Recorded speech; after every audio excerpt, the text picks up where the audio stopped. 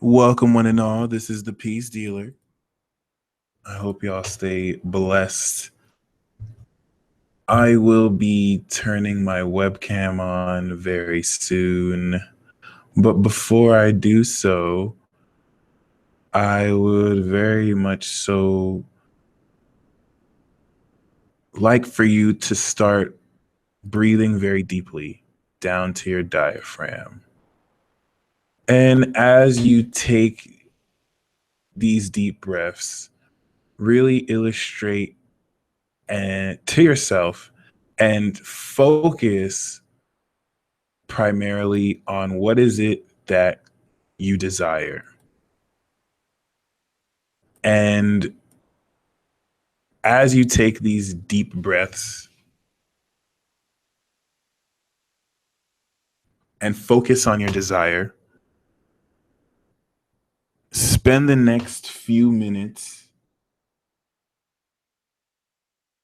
really focusing on how you feel this desire.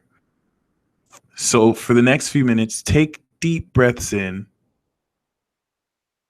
If you want to engage in the Prana Mudra, you can take your hands and form the peace symbols that you see, but instead, straight and your thumb touching more to the tips of the bottom fingers. This will make you more aware of your pranic energy. So just spend some time in meditation for the next few minutes, focusing on what you desire, how that makes you feel, and what the actual feeling of your desire is and represents. I will be doing this with you as we charge our intent. So we can start with a meditation.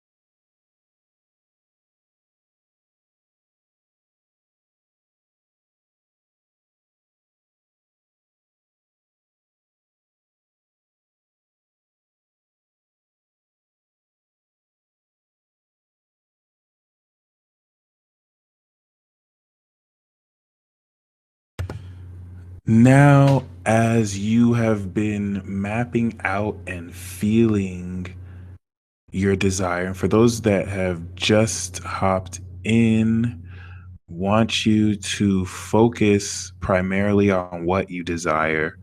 As we're talking about Mars, and this Martian energy activates with your desire. Okay. And this meditation doesn't really have to be one where you chant or just focus your energies. If you feel very energetic or if you feel calm, just feel your desire once again. As you dive deeply, I want you to now feel any stress that you have. draining down to the earth. Any such irritation from this full moon, just visualize it draining down to the earth, taking away any such feelings of uncomfort. And then feel the energy of the earth slowly raising up your feet to your crown chakra. And once again, a lot of the energy that we're engaging in now is primarily earth and water. So take your time with this. Don't feel like there's any rush in this process whatsoever.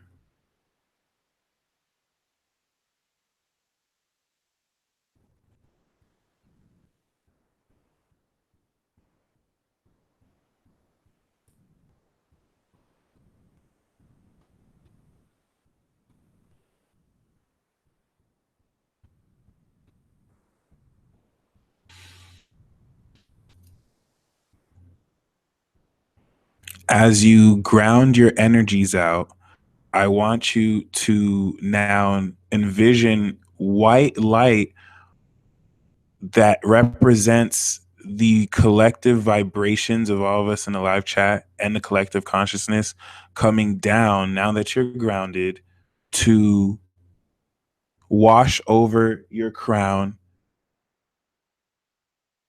down to your feet.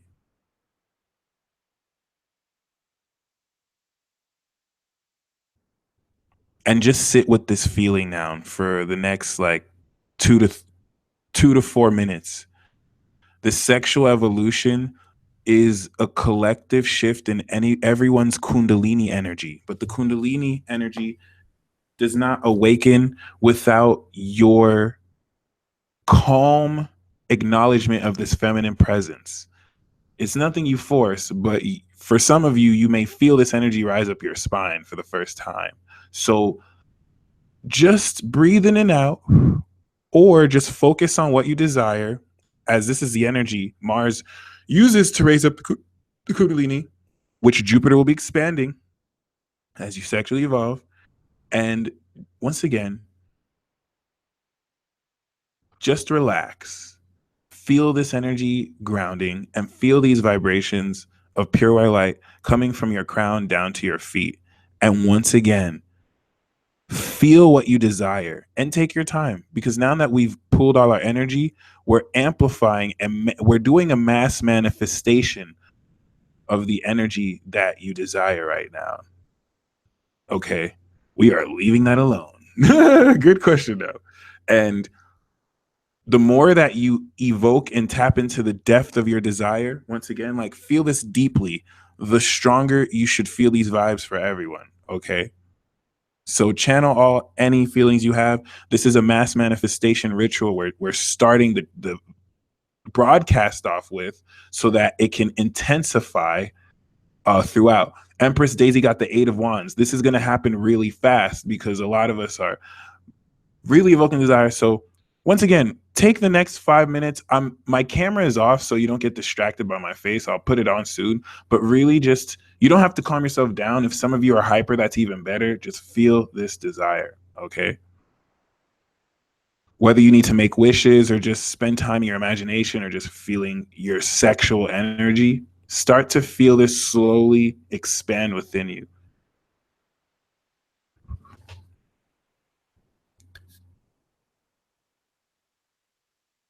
And yeah, it's 11:11 in the East Coast, so make a wish. I will also be doing this meditation too. So let's take another 3 to 5 minutes. For those of you who are not meditating, grab a cup of coffee or swig a beer or take some time before we resume.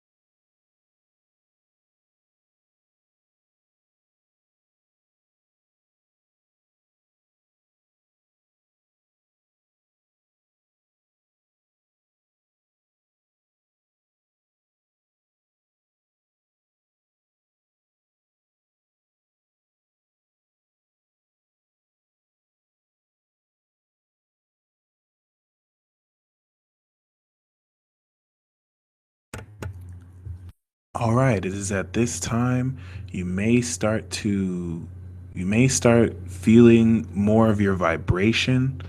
Um Once again, I have a Mars in Aries, so I don't necessarily not the most patient, but really allow yourself to really feel into these vibes. I'm wanting to prep your energy because the vibration and frequency that you're developing now is the vibration and frequency you want to approach this transit with.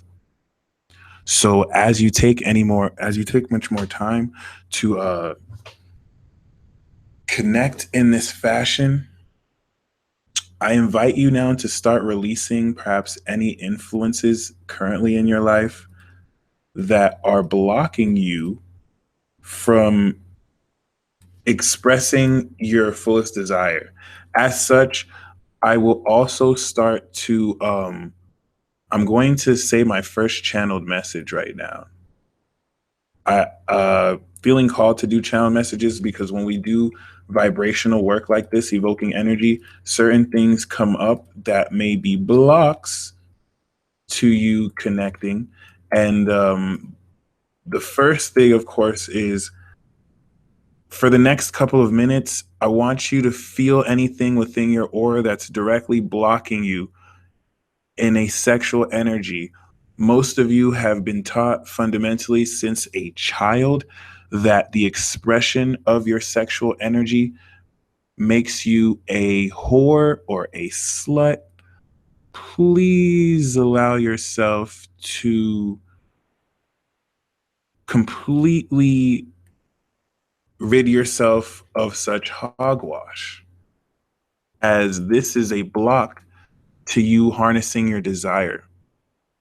Some of you may feel a bit guilty for expressing more of your sexual desire because it has been met with rejection and embarrassment, or once again, shame. I want you to feel the shame. I want you to feel the cumulative of this shame, how and feel some of the memories and energy around this, and then release this. Feel it releasing down through your feet.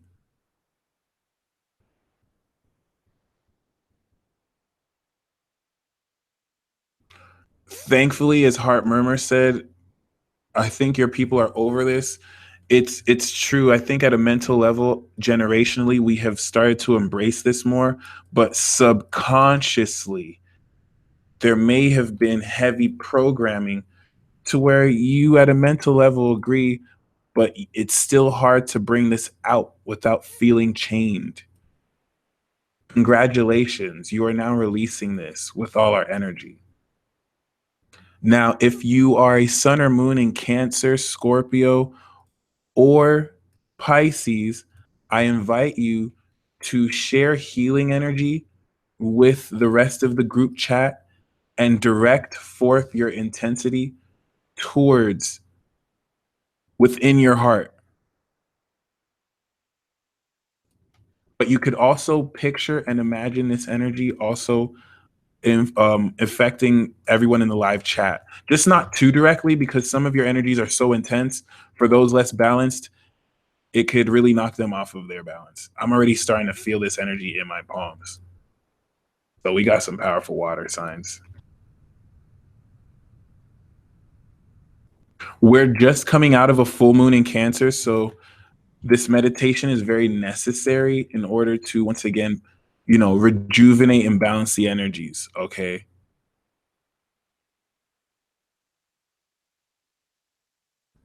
The next channeled message that I have is some of you have a lot of sexual energy that has been built up, but you don't know, you have not been taught how to release it.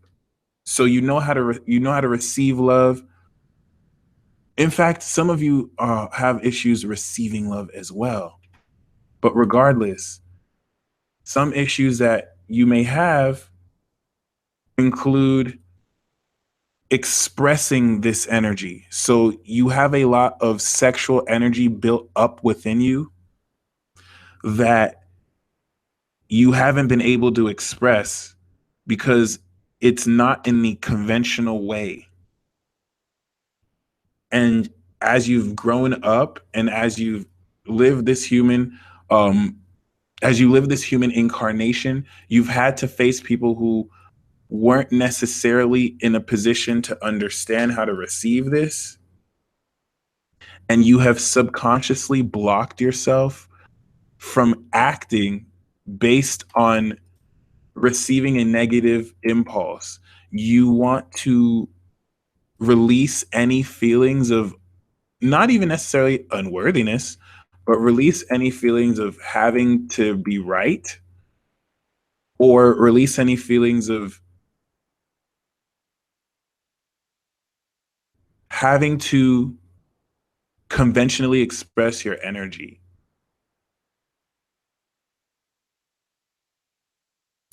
Some of the ways that you have expressed your intent were ahead of its time, especially if you have like Mars in Aquarius or another, or Uranus Mars aspects. So now that humanity is awakening, you're going to find what was a bit uncommon is starting to be embraced at a much greater level. But this very much so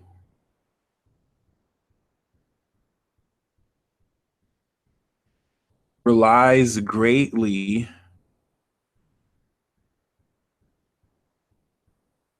on you being in a position to come into much greater to your true power in a way that is definitely not brought down by any such false constructs.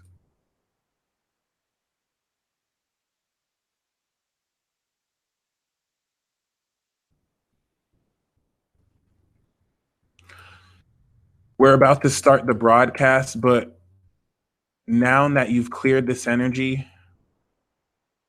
I want you to continue to focus on what this feels like and slowly feel it growing more and more intense, so that at the end we can release this energy, and you'll come into very profoundly a much greater ability to slowly understand this. I say slowly because there's a new energetic and vibrational language that you're going to be embracing very profoundly in ways that open up a much greater ability for you to not only understand your aura, but the energy around you. As you very much so are in this great sea of consciousness that reflects back not only your energetic and auric potential, but also your intent and willpower.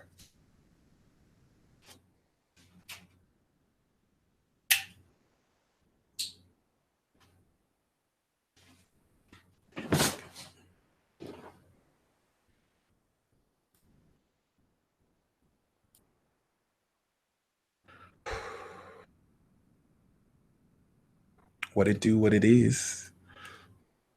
Thank you for joining me. I hope you are very so much more connected with your own personal desire, but more so, once again, the purpose of this meditation was namely to encourage you to feel into this desire and to feel what it feels like.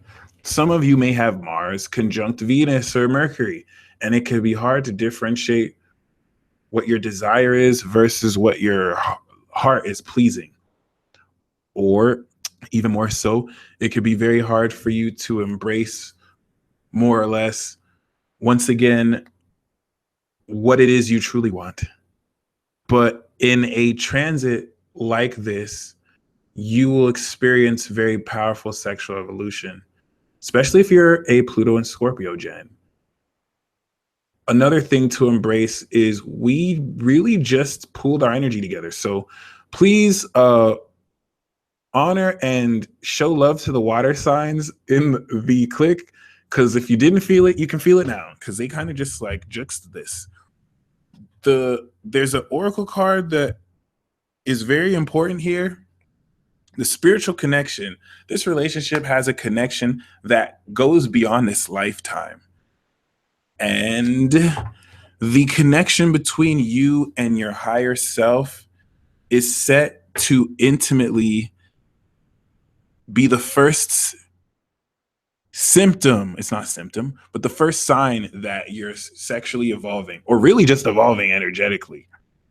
The reason why this is so tied to your sexuality is because at the root of your chakra lays the serpent that rises from your spine or up your spine, that at its very nature is sexual. This is what refines itself as it raises chakras and levels of consciousness to where you move from more base desires to more abstract and whole desires that take into account your desire for all that is. So there are a few things here that's set to occur, which Lilith transiting through Scorpio and Sagittarius have prepared you for, as well as Saturn that transited Scorpio. Saturn that's now in Capricorn is going to test how much integrity you have in your sexuality. Believe it or not, sex is very much so sacred. The reason why lust is necessary is this base expression of desire is meant to be purified into love. A lot of people incorrectly assume that some people you just feel lustful for or some you feel love for. There is no difference between lust and love. Love is just a purified vibration of lust, inhabiting the same frequency. One is just more base, another is more from the heart. As such, what Jupiter and Mars is going to expand is this sexual energy. And when you embrace this sexual energy, a lot of this, unfortunately, no. A lot of this, unfortunately, is suppressed because the feeling and the sensation of this Martian energy is inherently sexual. And in a sign like Scorpio, will initiate in a deep lust. Once again, from very overt to subconscious, overtly and subconsciously, okay, this has been frowned upon for you to express.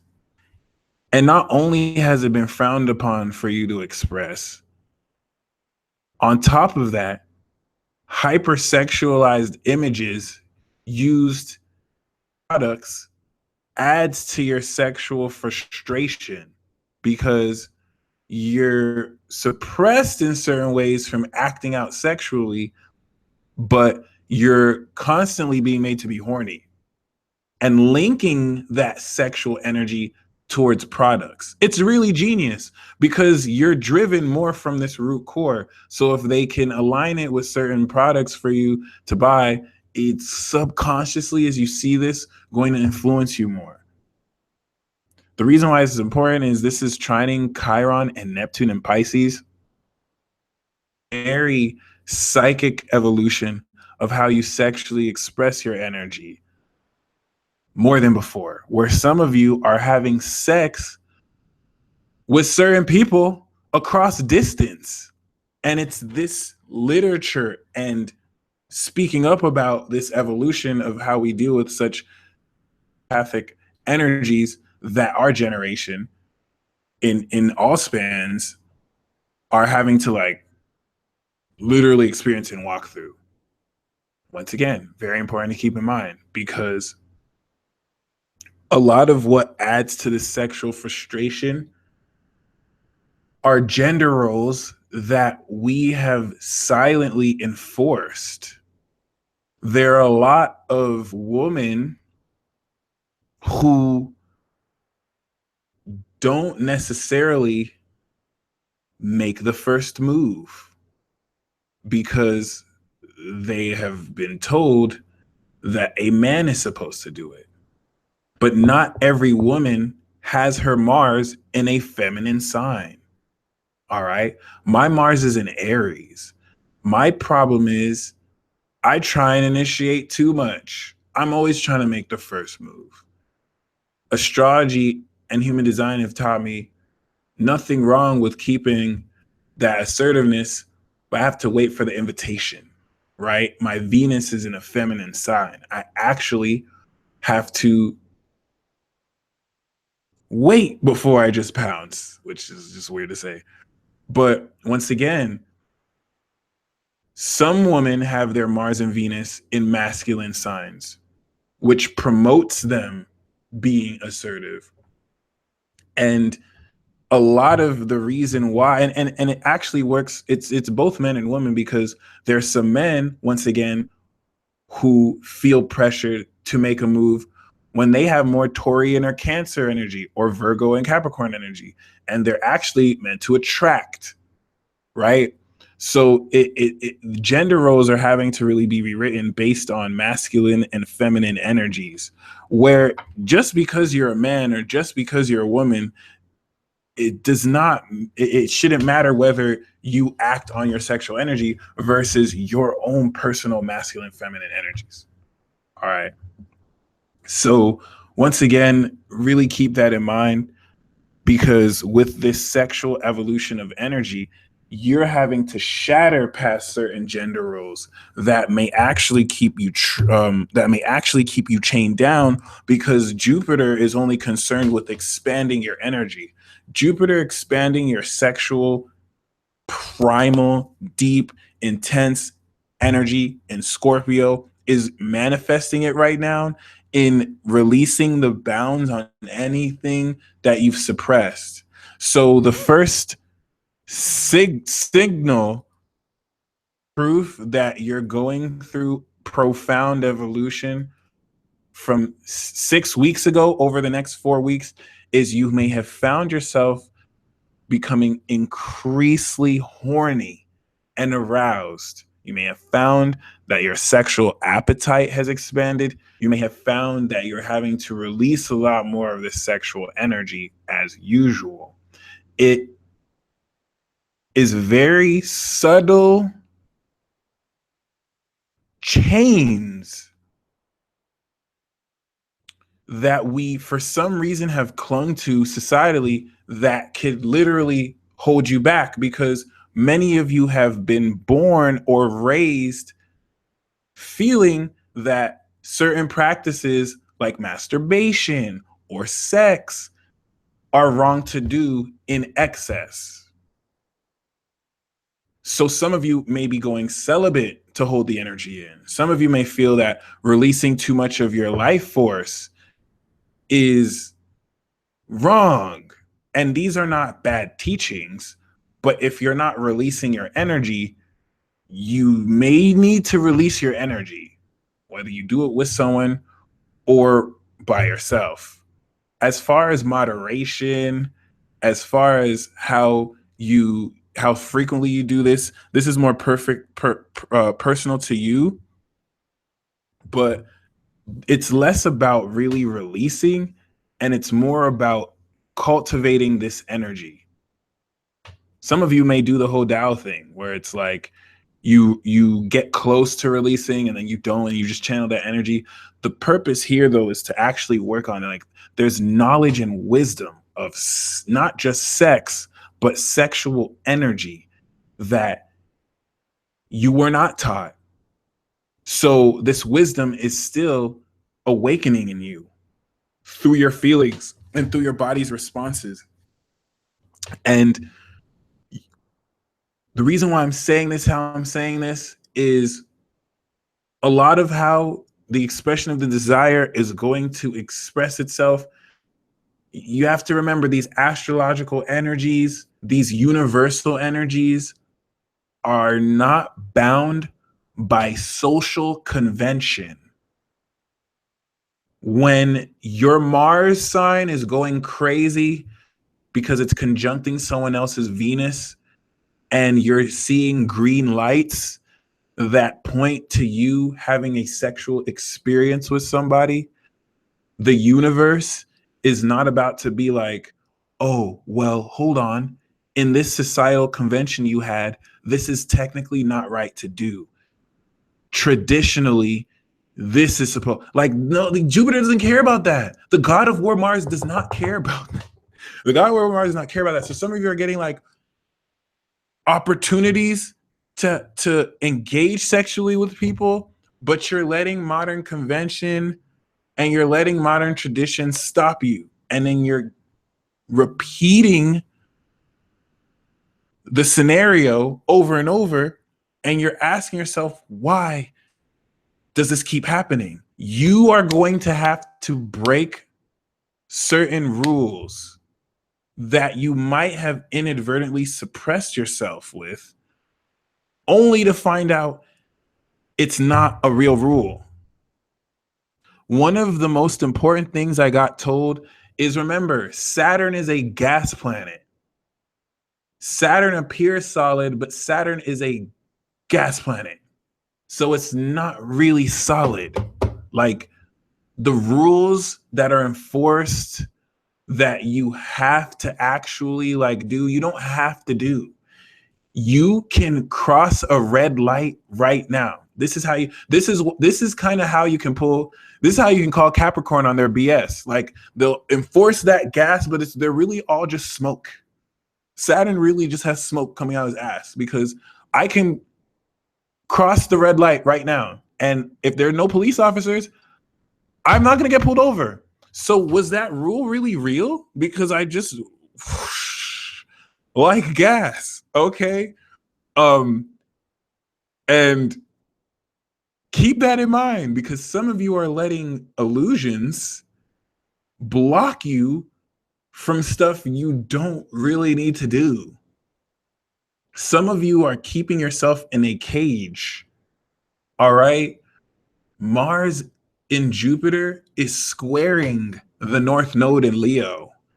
Opportunities you're going to have, you're making a decision. Am I going to follow my heart here, or am I going to follow what's logically true?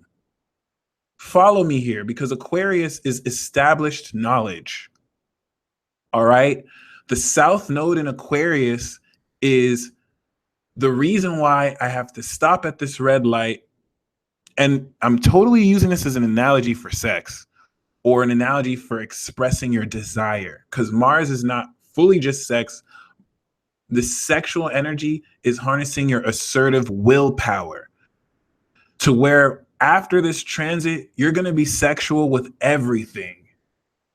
You're going to be evolving your desires. So your desire is not going to be suppressed.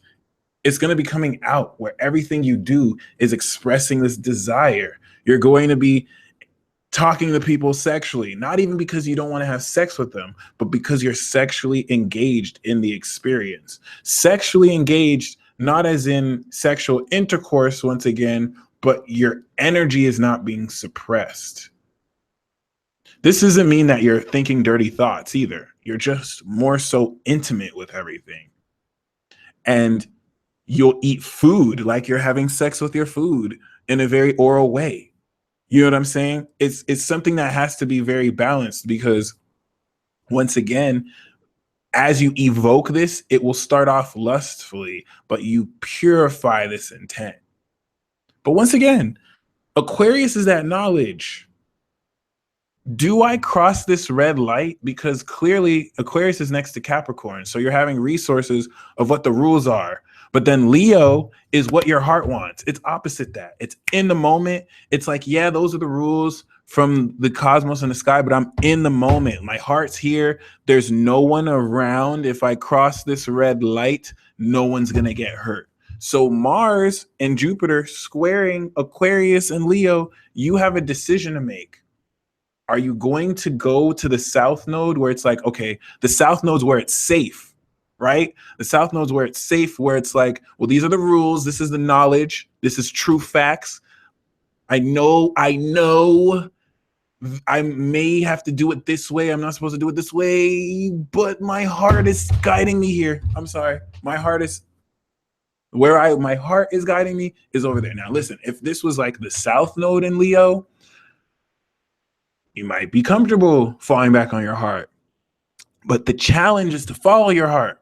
And this is Leo Scorpio. So this is just fully steeped in intensity that you may want to listen to your heart on this one. But remember here, it's not necessarily that your heart is making you cross the street. Your heart's aware of what is at the source of the experience, where the reason for this square is to balance both. You still have to acknowledge the rules, but it's like you have a real decision to make.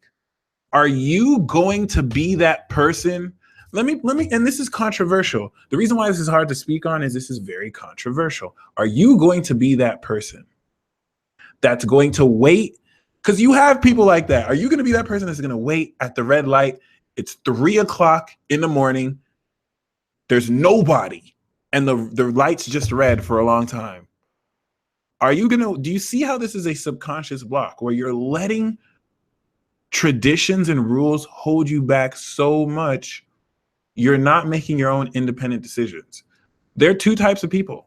There is the type of person that's going to wait at 3 o'clock in the morning for that long ass red light to turn green until they go. Because God forbid they break the rules. Or there's going to be that person that doesn't even stop for the red light. Like, there's no one there. You just keep going like, and I'm talking about no speed camera. You realize a lot of these speed cameras, they just put the camera there because they know you're going to stop, and you pass it and you don't get any camera click. So shout out to the person who brought speed cameras, because that totally enforces this. The speed camera and here's a lesson for some of these speed cameras. Most of them don't even work unless it's like enforced and you see the traffic light enforced.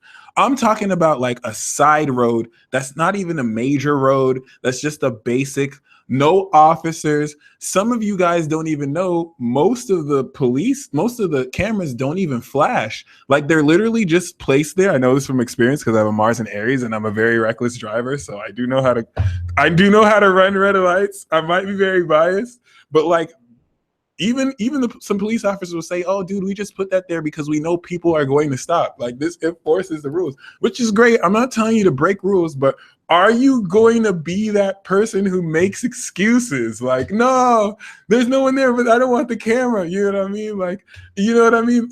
It's very important, because this is a very subtle example, but this subtle vibration is going to very much so permeate through your experiences. Are you going to choose Aquarius? Are you going to choose Leo? Are you going to follow conventional knowledge? Or are you going to follow your heart in this position? All right. Some of you may be connecting. Let me tell you a very realistic scenario. You're going to have that connection with a soulmate or a twin flame. And it's like, that soulmate may be in a relationship, and it's like, whoa, I know this is wrong to connect, but why is it that everything is drawing into this connecting?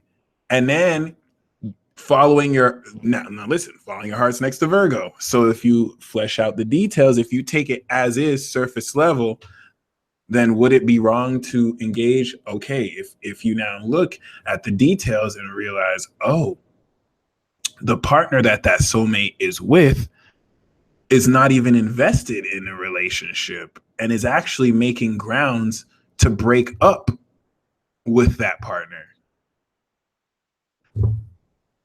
Let's say you're the partner in this situation. Do you follow your heart or do you go with conventional knowledge? The person who is following their heart is going to open up to this because North Node and Leo is all about honesty. So they're going to open up about this to their partner. And then their partner is going to be like, oh, wow, it's crazy that you say that. I didn't tell you. You know what I'm saying? I was actually thinking about breaking up with you. And honesty, I mean, this is just an idea. This is just an extreme scenario. This is how no infidelity has to take place, but honesty takes place, right? So you're opening up about this connection, about what can happen, or you may find that that's not the case. Or you can just go the South Node Aquarius way and be like, no, I can't touch this because rules. No one is telling you to forsake the rules, but you do want to keep in mind how much you let the rules restrict you, especially because Pluto is in Capricorn and we're creating new rules. All right. So really keep that in mind. The universe does not give a damn about societal constructs. And I say that because you know, when it comes to, once again, when it comes to circumstances that place you together, are ego constructs. It's our ego that creates, oh, I'm this, so I can't do that. That's not true, though.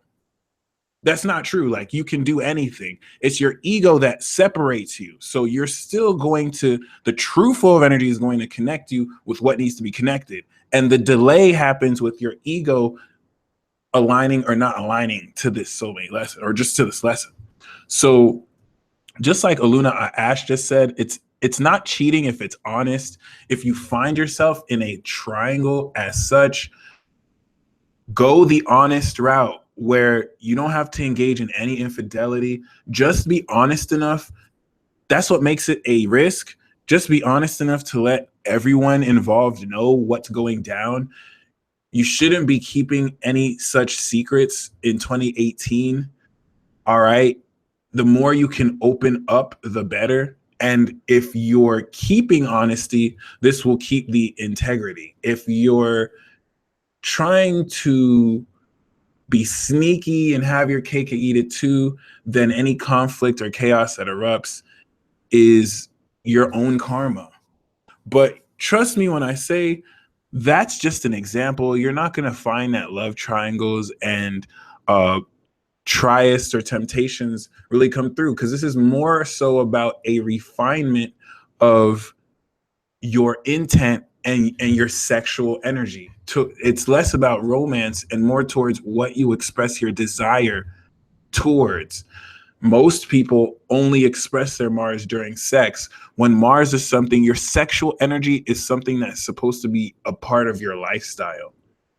That's not just over sexualized so that you treat men or women like objects, but something that allows you greater intimacy. This is why the ancient ruler of Mars is Scorpio.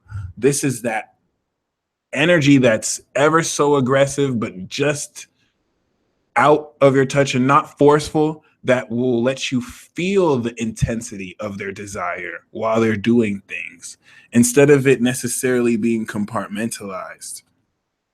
Compartmentalization is going to be triggered by this Kundalini awakening and evolution. For those of you who've been feeling at a core energetic level that you're wanting to learn more about your energy, you're wanting to learn more about your special Kirk that makes you different, this is the collective evolution that's opening up so that you can express this. But once again, this is not just a regular conjunction. This Mars conjunction is squaring the North Node.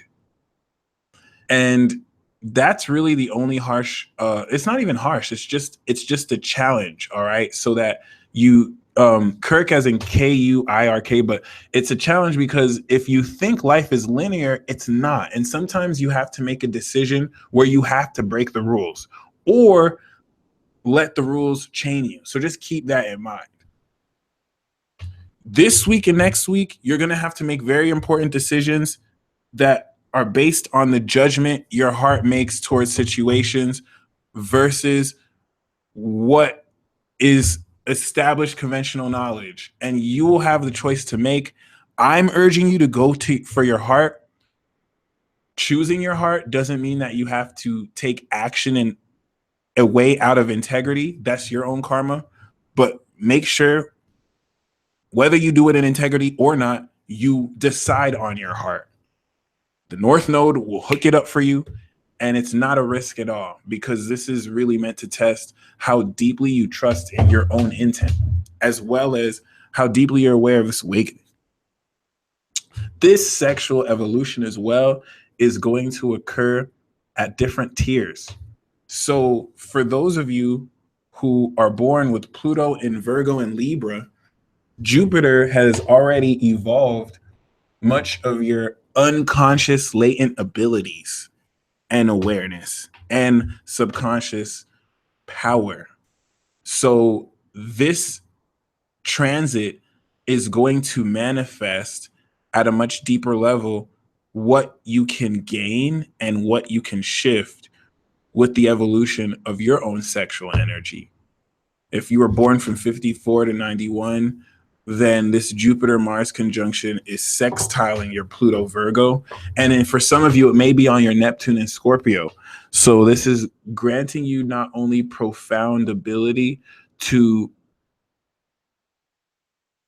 engage sexually with others, and which is expressing more your desire, but you're going to find a very profound mastery in the way your body and your emotions telegraph your sexual intent. For Pluto Libra 71 to 84, you're going to find that this energy is very powerfully building a deeper sense of value in how you subtly express this towards others. There's an intensity for Pluto Libras that this sexual collective evolution transit is going to take what recently evolved in you last year and now start to manifest physical evidence of such through a deeper quality of feeling within you, to where you'll feel this deeper dimension of depth in the way you express your feelings, but you're able to use it to do things in the way you integrate it with your skills already. Whereas Pluto Virgo, you'll find you're coming into mastery and how this projects towards. So if you're Pluto Scorpio or Pluto Sagittarius, which means if you're born after 84, then a transit like this is initiating this awareness for the first time. Keep this in mind because Pluto in Capricorn has been awakening your ability to harness this energy collectively with God consciousness.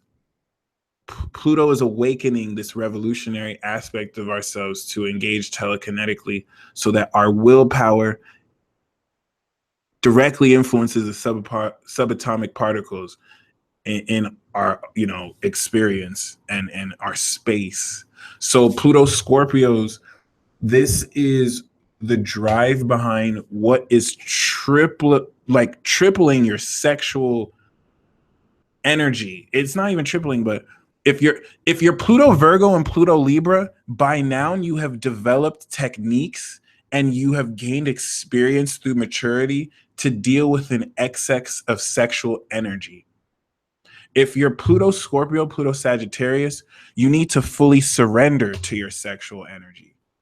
And you have to really transform and shed a whole lot of the rules that some of you, your grandparents, your parents may have taught you to protect you, but it does not apply to you because most of you are having this Jupiter Mars conjunction on Pluto and Scorpio, and it's expanding this. Pluto Scorpio, for a lot of you, is latent energy that has been in you sexually since birth, that up until your Saturn return, most of you haven't even harnessed for real.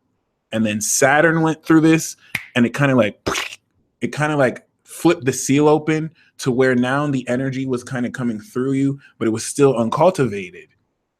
Now that Saturn is in Capricorn and Pluto's there to stabilize what has been awakening, Jupiter and Mars is finally bringing this out. So some of you have been experiencing this as intense arousal and just being very easily horny. This is your sexual energy that's coming out, and you need to release it. All right. Some of you can channel it and keep it, but you want to either cultivate and or release it because it's infinite. There's more where it comes from. And you want to actually don't suppress this sexual energy. You want to embrace it. For those of you who are not releasing the energy and just keeping it in, it's going to help too. So I didn't really illustrate that. So for those of you who want to be celibate, for those of you who want to keep this energy in, you totally can. I'm just saying, if you're doing it because you feel you have to not release it, you can release it. All right. Like for some of you, it's going to manifest in very powerful frustration because this is your energy that's waiting, that's ready to evolve and learn how to express itself through your aura. So keep this in mind, because Pluto Scorpio is so pure that once this energy leaves your vessel and interacts with the real world, it instantly distorts itself.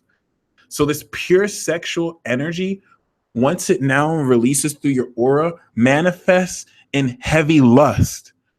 But its source is not lust.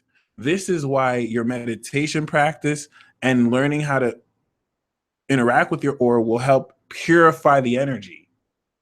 So it's not that you have incredible lust.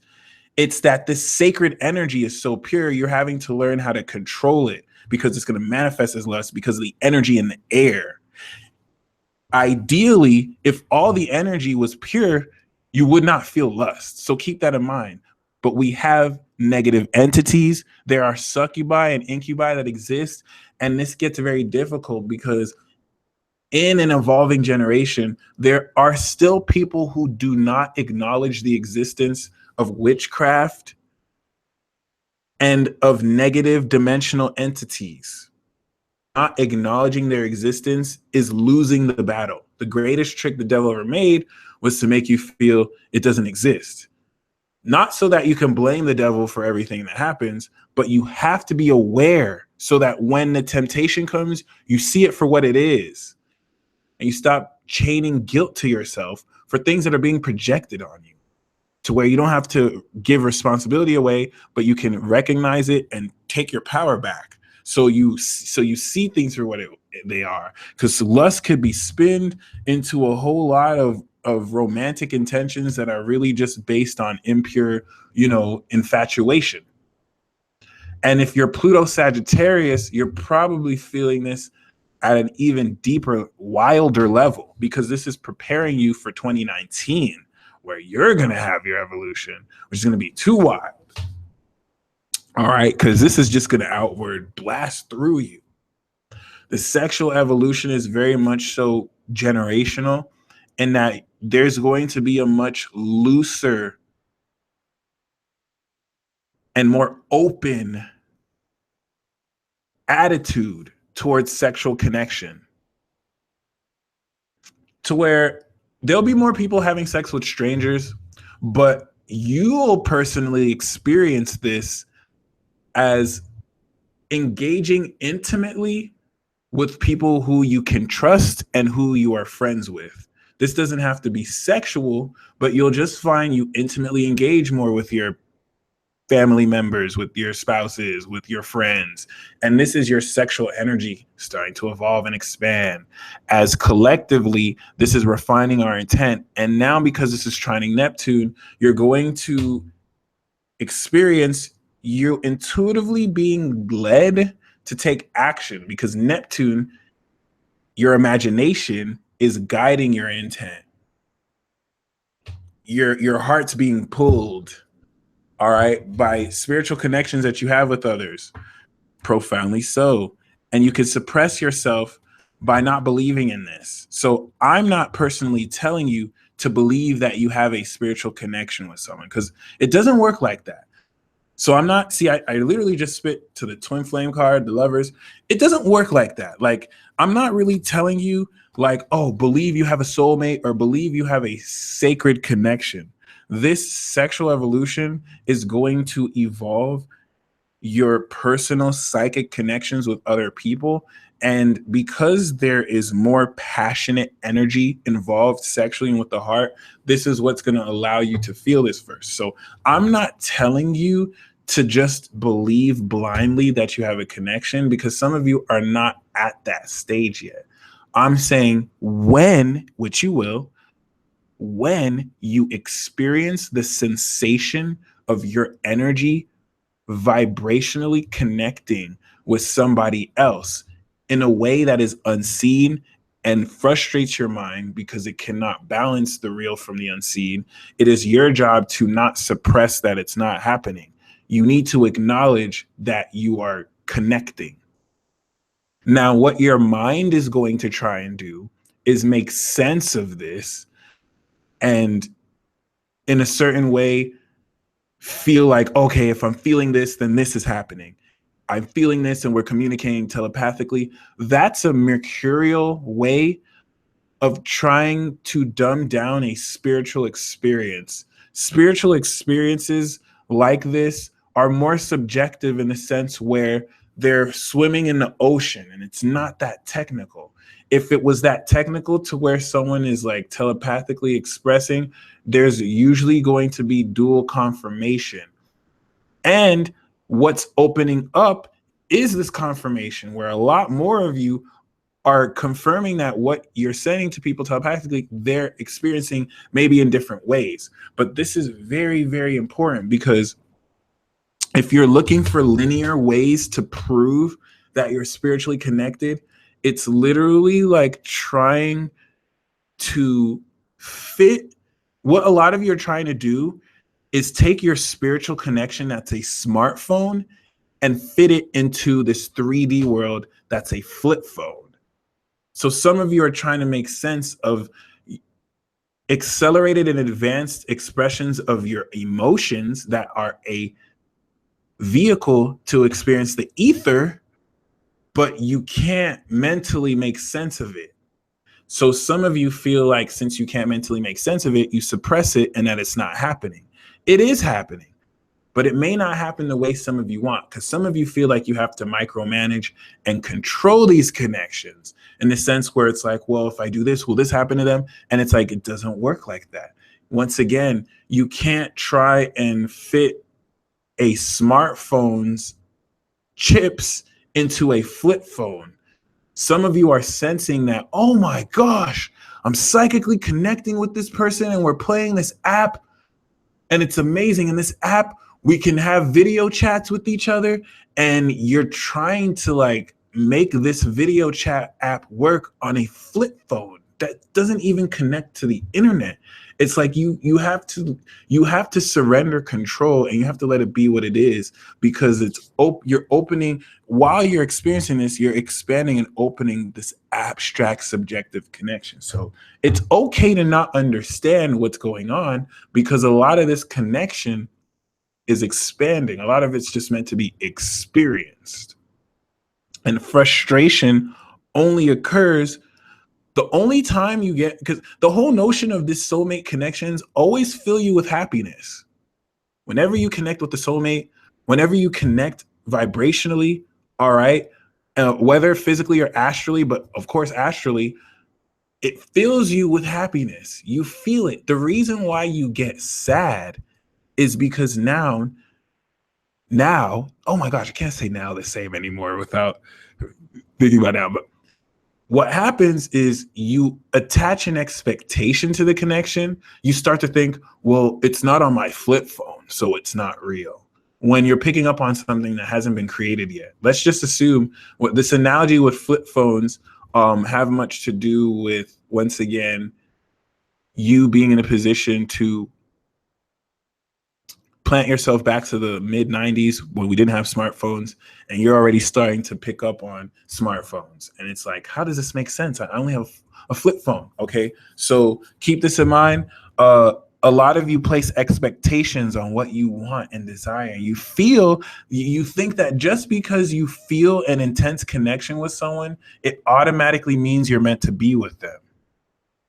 So some of you feel like the best decision to deal with an attraction that you can't resolve is to cut cords. That's not how cutting cords work, by the way. As well as, once again, placing expectation because you feel like feeling a connection to someone means they have to feel it too. Everyone goes through different levels of awakenings, and just because you have a moon in Pisces, or just because you have a sun or moon in Cancer and can feel vibrations, doesn't mean that the other person can. We're speaking of infinite potentiality. The reason why I have to use this example is because you're going to see this manifested in all sorts of contexts outside, once again, of romance and sexual intercourse. That is a consequence of you having energy and feeling and evoking desire. Your desire is now going to express itself in advanced ways that incorporate much of this unseen energy. Unseen in the form of subatomic particles, frequencies. You don't see emotions, but you feel them. You sense them. All right. This is what is evolving, our ability to engage with these constructs, to where water signs can breathe because they're not going to be gaslighted as much. Where what this sexual evolution is going to trigger is everyone feeling these vibrations. You're going to see a lot of psychological developments and scientific discoveries that go into ways we can gain tactile sense of vibrations and emotions. All right. But a lot of this, you're not going to need science to prove. We're beta testing this right now. We're feeling this right now. Everyone all over the world.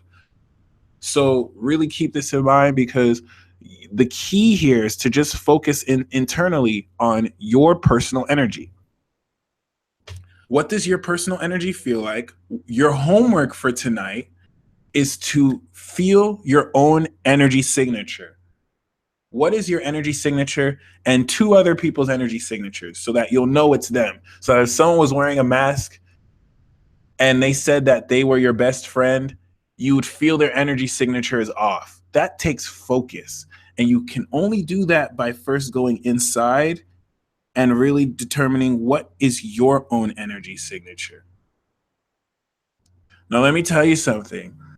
Over the next 2 months, sparked by Noun, there's going to be a whole lot more sexual energy, to where if you found, like, if you're already having sex or if you're not having sex, you're going to be having a lot more sex. And it's not about the sex, because for some of you, this is going to manifest in cuddling and just intimate affection. It doesn't always have to be intercourse. You're going to be cuddling and dry humping, or just wet humping, if you know what I mean. And the purpose of this is to stimulate the sexual energy. This is like a stimulus package where Jupiter and Mars are like, oh my gosh, we need to have a lot more people, you know what I mean, doing it. But trust me, it's less about the sex, because for a lot of you, this is just going to manifest in more intimate conversations with people, where you're not having small talk, you're having deep, hearty conversations. A lot of you are cuddling a lot more with people who aren't even romantic partners. You're just starting to hug more, and it's like you're getting intimate, and you're realizing, okay, you know, maybe I didn't have to be so closed off with certain people I consider friends. There's the eighth house, Scorpio, is that invisible barrier that you start feeling when you're like, your skin's about to touch, and you can feel that energy magnetizing you, that's Taurus Scorpio. That bond's about to get closer to where you're just magnetized because this energy doesn't care about your mental constructs. Love, trust me, love does not discriminate. It's your mind that has to. When you look at anyone, your first reaction and impulse is love. You have to make the decision for that inner child to be like, no. All right. You never, ever, ever outright just hate something. You have to make the decision to turn off that love, to turn off that sexual desire. It's not like your body automatically decides, I'm going to be sexually attracted to a man or a woman. This desire is primal. You're going to see a man or a woman, and it's your mind that makes the decision. No, my orientation is this. All right. It's your mind that decides, no, I'm not going to love this. I need to tell you this energetically because a lot of what's going to be guiding this evolution is energy and not mental constructs that you may use to try and control the energy. You can't control Jupiter and Mars in Scorpio. It's a nuclear bomb that if you have Pluto in Scorpio is going to continue to just release and expand and evolve a lot of these energies once again. So keep this in mind because a lot of how you deal with this sexual purity and your vibrational energy is much so dependent on your sexual integrity. And the reason why Saturn in Scorpio had to teach you sexual integrity and had to teach you to really be mindful who you have sex with so you don't get sexually transmitted diseases is because in a transit like this where you're really going to find sexual activity is significantly increased, where people who wouldn't naturally open themselves up to sex are opening themselves and seeking actively this, you want to remember your sexual integrity. For those of you who this is where a transit like this, you can have too much sex. And you have to remember that your body's a vessel and a temple and you can't just connect with just anybody. All right. This is when you're going to realize what's really being tested here is how much control and integrity you have behind your intent. So when I say that there's going to be a lot more sexual activity here, it's not in the sense where I was joking earlier, where it's like, so you can have more sex. It's so you can purify your intent, but you can't purify your intent unless there's stimuli for you to actually express. Case in point, there's certain people who trigger your Mars and there's certain people who don't trigger your Mars. As much as you like to do everything on your own, there's certain people who you have to see because they're going to trigger feelings of lust and desire from you. And there's certain people in this life, or there's certain stimuli or things that trigger this lust or trigger this desire in ways that are more powerful than you can trigger it because it's embodying what you desire. So does it make that bad? No, keep that in mind. Some of you need this challenging influence so that you can say no to it and you can evoke that desire, but then control that desire. All right. Some of you, your partners do this for you. Can teach you control indirectly to where you don't project or blame them for bringing out your desire. Case in point, people who say that someone dressed a certain way and they were asking for what they got, that's totally erroneous. You know what I mean? But instead of shaming that person for dressing in a certain way, you personally can use that impulse to control your desire. And now, instead of projecting disdain for having to control it, you see this as a challenge. When you go out, when you see your fellow man and woman and you get aroused because you see the beauty and you see the sexiness that everyone has, instead of suppressing that desire, breathe it in, acknowledge it. Acknowledge the fact that this beauty is around you, and don't feel guilty for feeling aroused, but instead of projecting it at them, feel it. What does it feel like? Allow it to be embraced. When you see someone that turns you on, whoo, breathe that in. That's desire. Don't be like, oh crap, that's bad. And then on the same token, don't go up to him and be like, hey, I desire you very much so. Unless maybe they winked at you and they're like, hey, come over. You know what I'm saying? Like, you can sit with it. Allow yourself the luxury of being turned on and breathing that in and going about your day. Don't suppress this. Sit with it. Allow yourself to just take this, and you can be with a partner too and do this. Don't feel like just because you get turned on by someone else other than your partner that that's wrong. You can take that in, and then when you go home to your partner, you can give that to your partner. Okay? So keep that in mind as well. I mean, I'm not saying to go out with your partner and just outright check out other people, be like, oh, damn, unless your partner's cool and they do that with you. Some people are like that. I'm just saying you cannot allow yourself to get blocked. Basically, when you receive this intent, you don't have to direct it back, but what does it feel like? What are you embracing? Feel that. Feel your Mars. Express your Mars. Some of you have starved your Mars to exasperation because some of you truly feel that starving your Mars and starving your sexual energy is making you more spiritual. And it's really not. It's just making you more sexually emaciated. All right. This is not to really like knock anyone practicing celibacy. So when you're celibate, there are people who know how to do it because there's a certain purpose there. So if you're practicing celibacy, I'm not stopping you. Like, totally go for it. Like, normally certain people who practice, like, there's certain people who practice celibacy, and I'm like, yes, you get it. Like, you get how this is your temple. And then there's certain people who practice celibacy, and it's like, do you know what you're doing? Like, celibacy is just not having sex, by the way. If you just don't have sex and you say you're celibate, you're playing yourself so hard. Like, I like to have it. I've had dry spells and I'll act like I'm celibate, but no, like, celibacy comes with a purpose. Like, the decision to reserve your sexual energy is usually in purpose with a ritual. Some people feel like if they don't have sex, they're celibate. That's not celibacy. If you're not ordaining this practice with the work of a higher force or making it a part of a ritual, then you're just starving yourself from sex.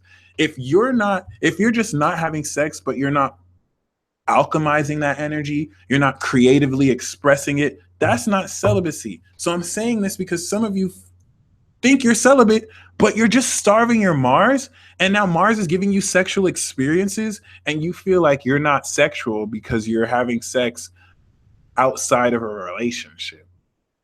This is the sexual evolution revolution that a Pluto in Scorpio and a Pluto in Sagittarius can throw away. Don't feel like you're extra spiritual because you had the opportunity to connect sexually with someone and you curve them like, no. Some of you, it's not even like you didn't want to, you just couldn't. And so you're using celibacy as an excuse instead of developing your desire to where it doesn't even have to end in sexual intercourse. It can end in a very authentic engagement, which has a lot to do with expressing your desire.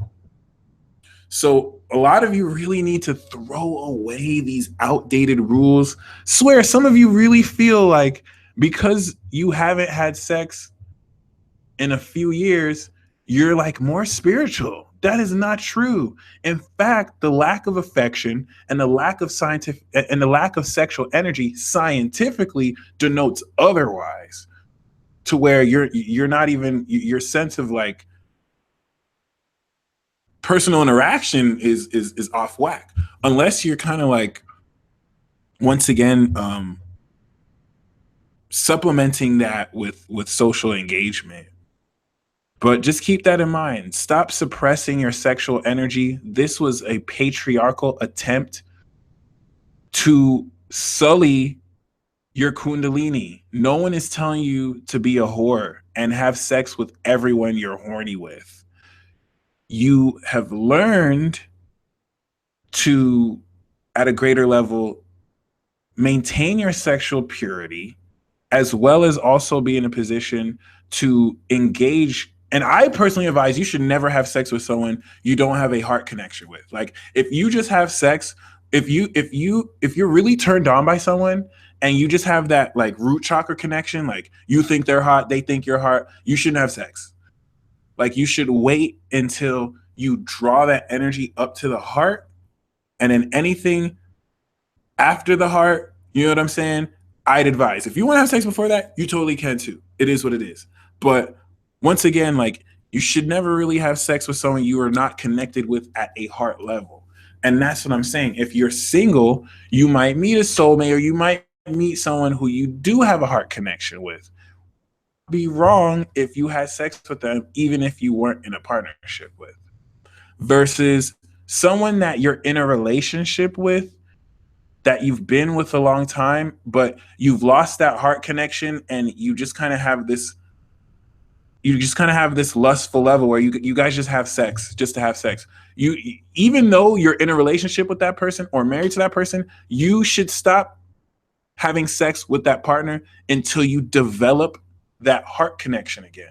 Because it's not something that just happens. A heart connection is developed and maintained through nurturing and watering the connection.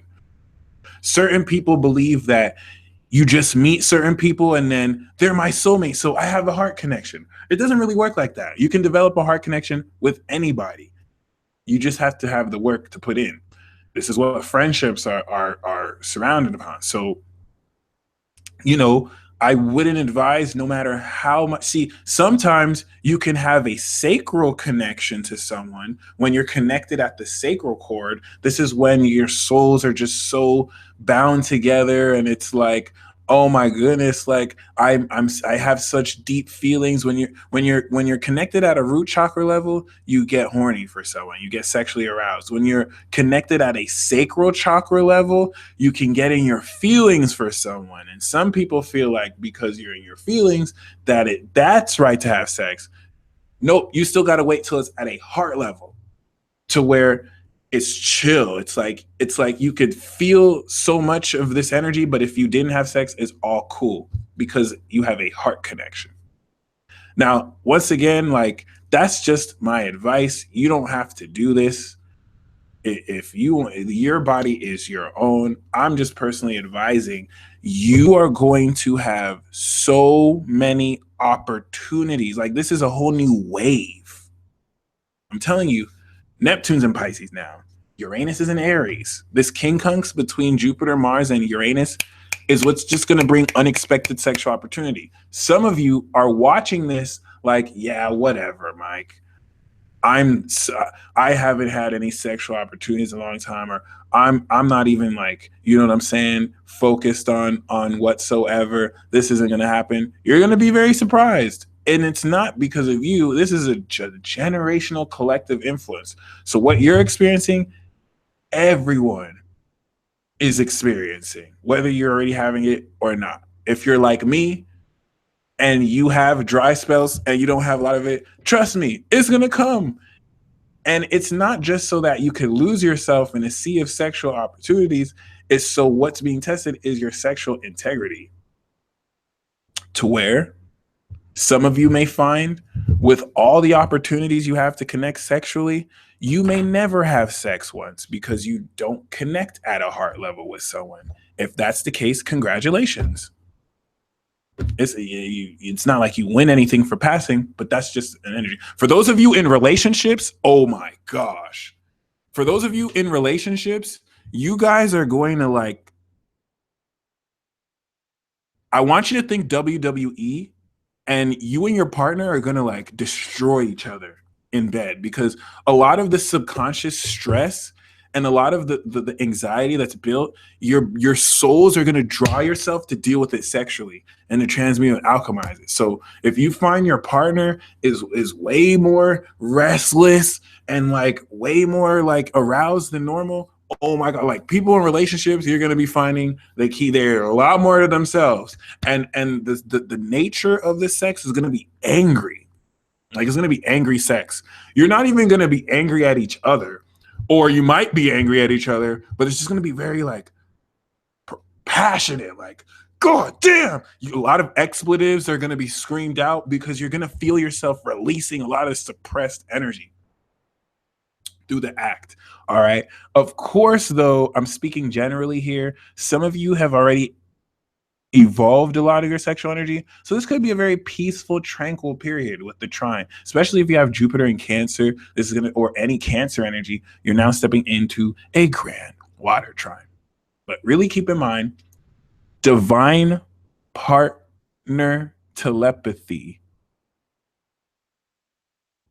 is illustrating that there is a spiritual connection that you share with certain people that is exclusive to just you and that person. And a lot of this is being established now that Capricorn is sextiling Neptune and Pisces and Mars and Scorpio. This is what before made it confusing. Like, it is this person experiencing the spiritual experience too? But now that Saturn and Pluto are in Capricorn, it's going to align to where you and this specific person could be your best friend, it could be your sister, it could be a romantic partner, it could be a teacher, it could be a student. You're now going to start to acknowledge this connection to where you may not be experiencing the exact same thing, but it's like you're having similar experiences. All right. This is going to accelerate in quality. And once Mercury moves out of Sagittarius, the profound revelations and realizations will change into utilization of thoughts that you can apply practically. Okay, so those of you who have been feeling, see, not the, it's difficult to talk about divine partnerships because not everyone signs up to have this type of partnership at this stage of their lives. So anytime I talk about soulmates, it's probably going to apply to maybe 35 to 40% of you. It's going to apply 60% now because we're crossing through the Leo and Aquarius eclipse portal of love and relationships, which is strengthening our connections to different people outside of romance. We're not talking romance here, but just on a soul level that connects you with friends and romantic potential that, of course, once again, deeply connect you both. So there has been a subtle telepathic communication happening on a soul level between your moon signs. Spiritual connections and telepathy happen between moon and Mercury's. Your sun signs are just aware of it. So some of you may not even be aware that there have been communication at a soul level, unless maybe you feel it, or unless maybe, you know what I mean, you see you have a sun on a moon somewhere. Okay. So really keep that in mind. Uh, this is going to expand very greatly as the actions you'll be taking are inherently intuitive and will very powerfully illustrate your willingness and ability to very profoundly and very powerfully take action and utilize and harness the great desire that's in your heart. So before I hop into the Peace Mobile, I do want to keep you in. I do want to keep in mind that the institute of the veil is very important. For example, you see me because I'm in front of the veil. Now I'm behind the veil, and with this experience of being behind the veil, you're not really in a position to see exactly what's happening on my end. Very important to keep in mind because when it comes primarily to how Mars is guiding you, towards what's behind the veil, you have to take risks and, in a certain sense, have faith. And not only do you have to have faith, but you also have to keep in mind, what is it your imagination is evoking? Not only what is your imagination evoking, but also what are you in a position to believe is behind this veil?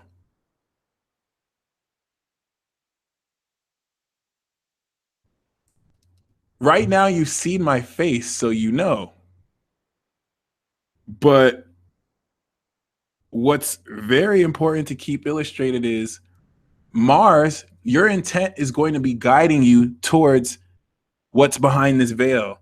And you're not going to know profoundly. And this, don't think, this is kind of hard to say because it's not like there's a person behind this veil other than there just being an experience that you very greatly want to harness, because it's this experience of energy that's going to utilize your imagination. You only have an idea really of what's behind this veil. To all the energy once again influencing you to take action, all right, through this. So as an analogy, what you'll find is that the actions you're taking are not only very much so aligned, but when you finally gain clarity of what's behind the veil,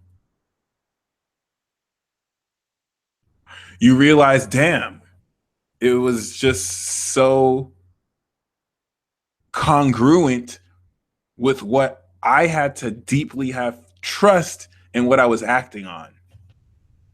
And this is not going to come, this is Scorpio here. So this is not going to come as some kind of like indecisive element. Mars in Scorpio is sure wisdom. Like, I just know this. It's my gut. I just know this. So Neptune's aligned very powerfully, and Capricorn is going to allow you to take proper action on this very importantly. So you're in a much greater position once again to not only reap from this energy, but also, you know, gain a much more powerful position to open up greater depth in how you express your sexual energy, but also more confidence, because that's really the greatest gift that this energy is going to open up for you. Sexual evolution through confidence, where for the first time in a lot of your lives, you're not going to hold yourself back in expressing your desire. And this is what's going to instantly attract love, because it's not that you had to do anything. The subconscious blocks were just blocking stuff from coming into you. So once this evolution removes the blocks naturally without you having to do anything, unless you're getting in the way, this is what's going to make you feel more comfortable and more confident expressing this. But another thing that's important with this conjunction is that it's sextiling Venus that's getting ready to hit Pluto. So this is what's going to move relationships forward that will combine these deep feelings and create new meaning of these energies. Speaking of Venus and Mars, this Sunday we're gonna have, is it this Sunday? Next Sunday, sorry. Nope. This Sunday we're going to have part 3 of my love and sex, or sex and love webinar. Part 1, we really went primarily into Venus. Part 2, you know, pleasure. Part 2, we primarily went into Mars, desire. So the sex and love, speaking more so about how Mars and Venus are sex and love, but not Mars is sex and Venus is love. Mars is sex and love. Venus is sex and love. Mars is masculine sex and love. the masculine expression of sex and love, and Venus is the feminine expression, where she is receptive to sex and love, pleasure. That being said, part 3 of 3, we're going to look deeper into Mars and Venus aspects. I really talked about Mars in the zodiac and Venus in the zodiac. This is going to look more into Mars and Venus and their significance in the zodiac chart and how to engage with this in synastry as well. So I'll make archetypes where I show if your Mars trines your Venus, you're this type of lover. If your Mars semi-sextiles your Venus, you're this type of lover. If Mars sextiles your Venus, we're going to characterize and classify how to identify your type of love and sex language versus other people. And then we're going to look at in the webinar how to really, deal with this in others in a synastry aspect where we look at Mars and Venus synastry, and then also Mars synastry and Venus synastry, which I didn't get into in part 1 and 2. Anna Kirk is spelled Quirk, I believe, unless I'm wrong. I'm referencing that from My Hero Academia with my nerdy ass. But yes, you want to really keep in mind that this webinar will also really look more into the dynamics interpersonally of how you can express your pleasure and desire and find unique ways to rivet on that bliss. I, through experience, have known that any woman with a Venus in Aries, I connect with very, very fluidly. The sexual connection is so instant. Like sex is almost assured mutually.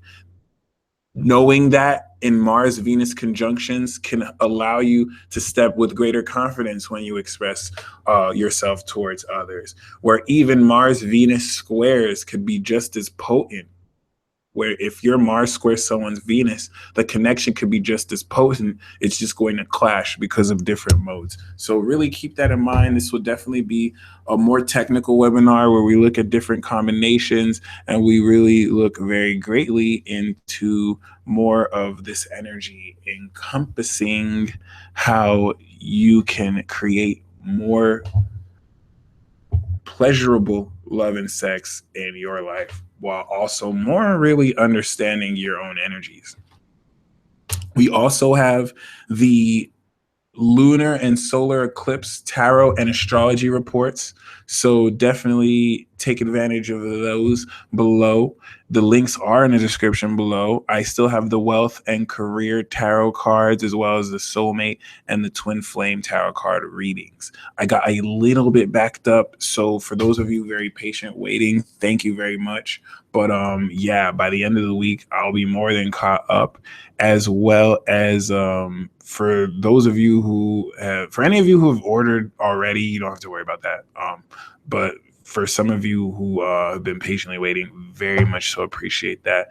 In the link below, I still do have the twin flame and soulmate relationship readings too, where in the career, finance, twin flame, and soulmate readings, I pull tarot cards to illustrate different portions of your life that will let you know what is blocking you and what can promote greater financial abundance, or once again, love in your life. We'll look into any soulmates that pop up directly in the reading or just more personal issues for you to kind of keep in mind.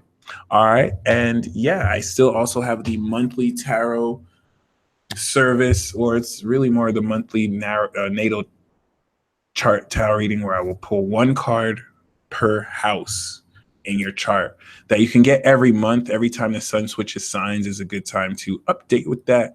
And yeah, so let's hop into the Beast Mobile. And right now, of course, I don't really want to show you too much of a transit as much as I want to show you what's happening right now, because a lot of this decision is going to have to be made with the moon that is harnessing this karma currently in a position to encourage you very greatly to feel into the vibrancy of your own desire.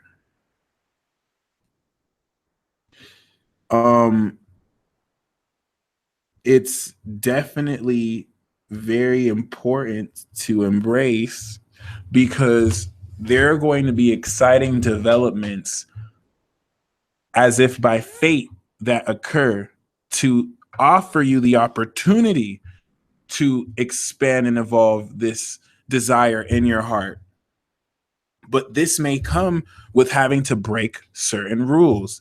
And a lot of these rules being broken relationships are directly from Venus and Pluto, which is activating and awakening karmic partnerships that will take the opportunity of which the desire you're being attuned to feel.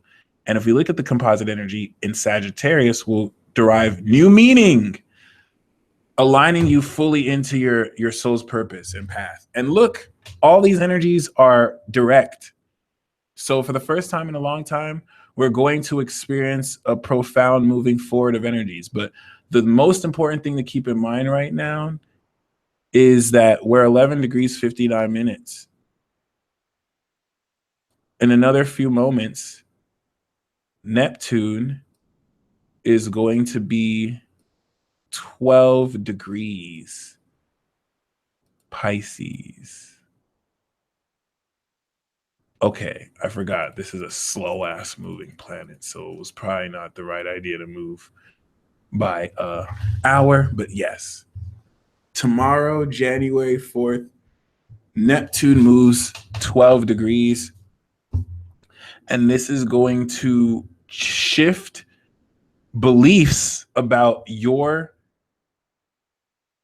magical experience of this psychic energy, as synchronicities and signs will now actively begin speaking to you in very freaky but also awesome ways. As we tighten the trine, and this is 17 degrees while Venus is 15 degrees. 15 degrees Capricorn is the degree of the dark goddess, the devil. This is going to also coincide with this trine here with Virgo, making very real this Kundalini evolution experience, where you're directly harnessing more of this power, but it's still boiling deeply within your conscious awareness. Be very mindful of death threats from people with death gazes in their eyes. They're really just sorting through their own sexual frustrations, which is really more so what may be the case. And yeah, that's really all I have to say. I really don't have much of transits to share with you, as much as, once again, this awareness of energy. So other than that, I'm going to switch it up this time. I'm not really going to pull any cards for each of the 12 signs, but rather I'll pull a card for each of the elements. We already did the weekly influence, so yeah. I'll just kind of stay more focused on that. Thank goodness. All right. So for the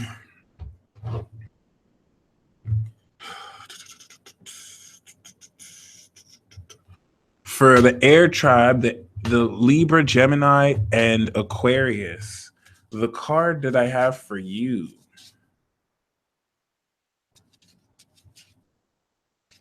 is the Ace of Swords. You're going to unsheath your Zampak toe. Okay. It's going to allow you to express your sword of truth. And I feel like this epiphany is going to come from your very spirit. You're going to know just what to say. I mean, you always know just what to say, but I really see this as your energy manifesting itself as your own personal truth that you're going to use to cut forward in your own personal adventure. Also, some of you air signs may have been blocked in communication with a certain somebody, and you're going to find that someone who you've been waiting to hear from, or someone unexpectedly contacts you and alerts you to the truth. But the Ace of Swords is great victory because you're going to wield your own personal sword in spirit form. Scorpio, Cancer, Pisces. You're totally going to find yourself at a cross 22. You're going to feel like being a total water vampire and just draining someone's energy with love, of course. And it's just like, damn, should I use my super water powers on them or should I have integrity and not? Okay. See, what y'all didn't understand is that water signs have this ability to like invade the hell out of your privacy and just like feel what you're feeling inside, but not tell you. And so they can do that. And you're going to, when a water sign likes you, oh my gosh, they will scry you. If they don't already like stalk your whole existence and they draw tarot cards, they'll just like spend the whole day drawing tarot cards. And then even from a distance, just scrying you or just like feeling how you're feeling. And you're going to want to do that this time. And it's like, it looks like you can't help yourself. You see the water. This is a cup coming from water signs. Like whoever their romantic interest is, the water signs like, notice me, notice me. And it's gonna come in synchronicity form. It's a Moon and Cancer card. Oh, look, we got 4-4 twin flames. So it's like, you know, maybe they may not get the hint, but yeah, it looks like you're just gonna invade their private space. You ever know how you're just minding your business and then you just see a synchronicity about a Pisces and a Scorpio, and it's like, well, they're clearly thinking about me if they're trying to get into my reality. You know, I like water signs know how to do this. They'll just start imagining you and thinking about you, and then all of a sudden they connected to you. Yeah, yo. So it is what it is. You're definitely gonna find yourself emotionally contemplating, but I'm sorry, like I see this as whoever you're directed towards, and you like magically entering someone's mind. Like you're just gonna like use juju and then get in someone's head and just be like, you're in love with me, you're in love with me. Kind of like how Scorpios do when you're asleep next to them and they're just like, blah blah blah, I'm gonna psychically drain your mind hypnotically. All right, never mind, let me not expose you water signs. Fire, Sagittarius, Aries, and Leo. Who are you not gonna have sex with this week? Unless you're a fire sign that just has too much earth or water and you don't get any. Like who are you not? Oh, I asked the wrong question. All right. Looks like you fire signs are closed off or dealing with somebody who's closed off. In fact, I think someone might be playing the silent treatment with you, fire. Totally don't want you to close yourself off. And Sunflower, good question. I have not been hurt by a Scorpio. I love me some Scorpio. So, you know, if you Scorpio, what's good? Like I see you. All right. But yeah, the Two of Swords is definitely speaking of the silent treatment being played. Someone is just not necessarily opening up to you. Like they're not saying anything. You're trying to connect with them. They don't want to say anything. So let the peace dealer expose them. They're not saying anything, but they're thinking about you.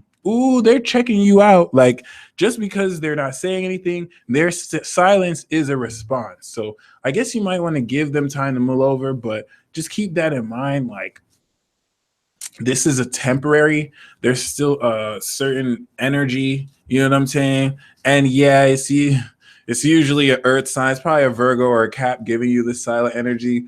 They're the only ones who do that, you know, with Cancer and Scorpio, maybe. Everyone else is kind of normal. But yeah, I would just really, you know, allow yourself the time to not be disturbed. Like just react logically and don't necessarily let emotions really, you know, okay.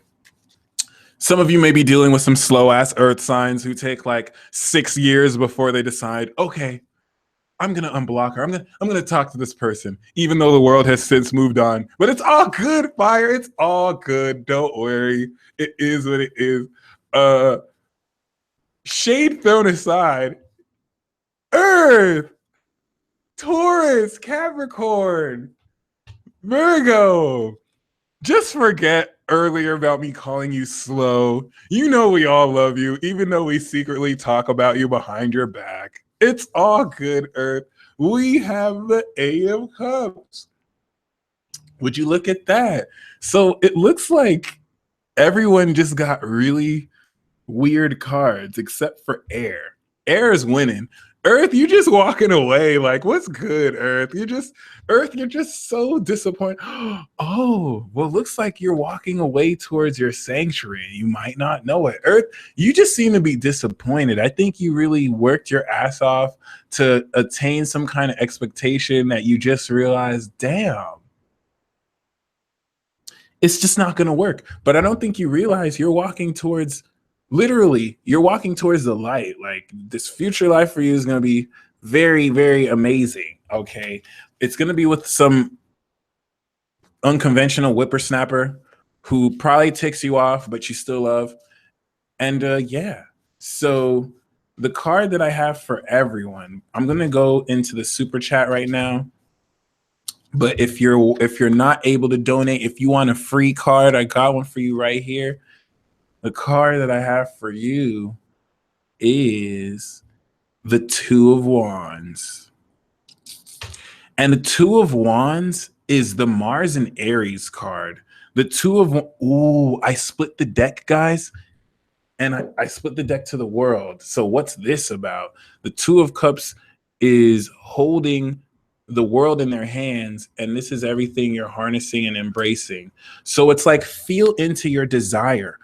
What is it that you personally desire? What is it that puts you in touch with your personal power?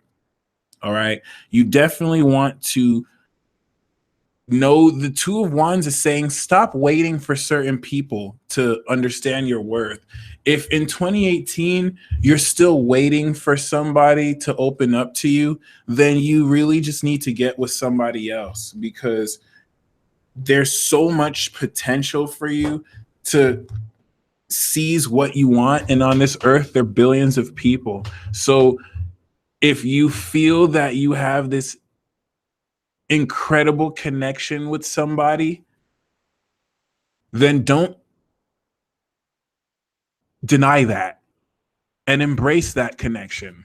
But if you're still waiting for them, and this is the card for everyone, this Two of Cups is for everyone. It's a free card, whether you could donate or not. If you're still waiting for someone in 2018, you're going to wait forever. Like, if you're waiting for someone to open up to you, if you're waiting for someone to drop into your life, you're going to wait for a long time, because you're the one with the power. You're the one with the power to spark and open any relationship you want. If you feel like there's somebody who you're destined to be with, but you're trying to be with them and it's not working, don't wait for them. Get with someone else. You're still going to be with them, but oh, my bad. Did I say Two of Cups? I meant Two of Wands. Thank you, Brett. The Two of Wands, not the Two of Cups. But if you're still waiting for someone, you're playing yourself. Like, you don't need to wait for anybody.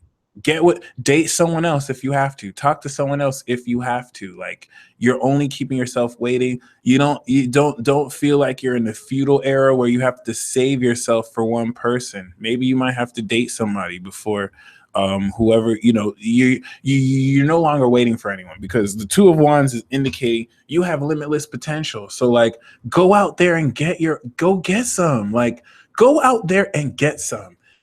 If you find that there's a closed door with somebody, the Two of Wands is saying you're not blocked. There's an open door. If maybe you knock on 8 doors and 8 of those doors, the people, they're just not interested in your authentic self, 9 and 10 will be. 9 and 10 are going to be like, yo, I'm feeling you.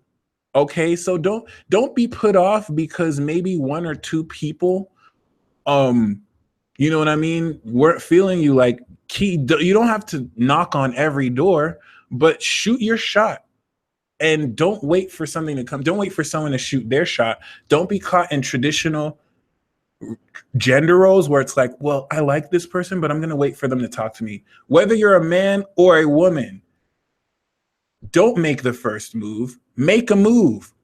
Okay? Don't make the first move. Just make a move. Whether it's the first or the second, your homework tonight is to make a move.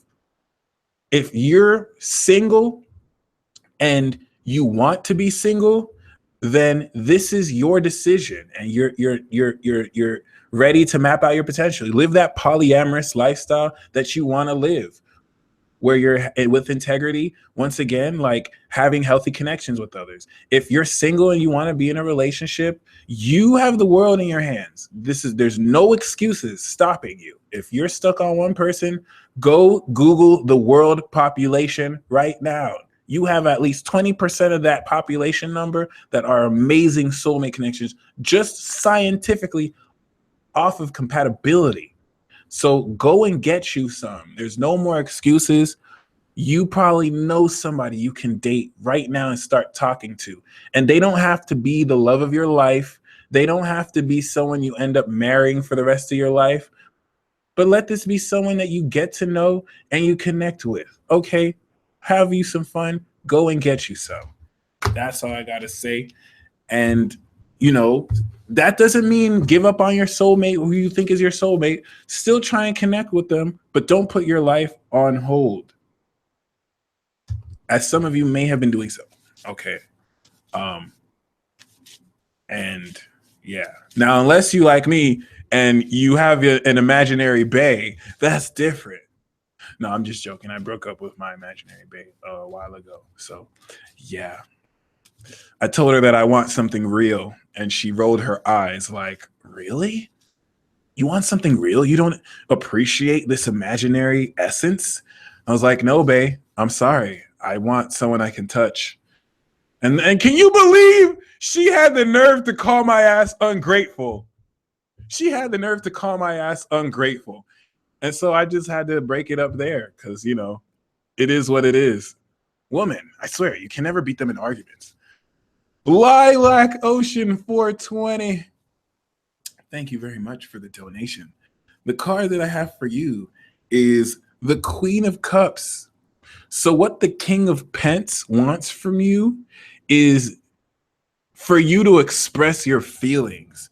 The King of Pentacles wants you to be like, I love you so much.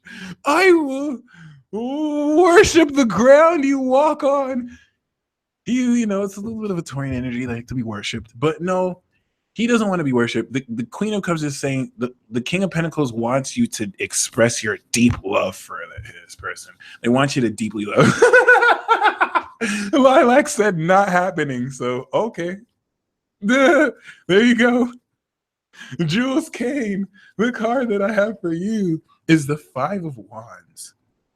The Five of Wands is speaking of you being in a position to engage in competition.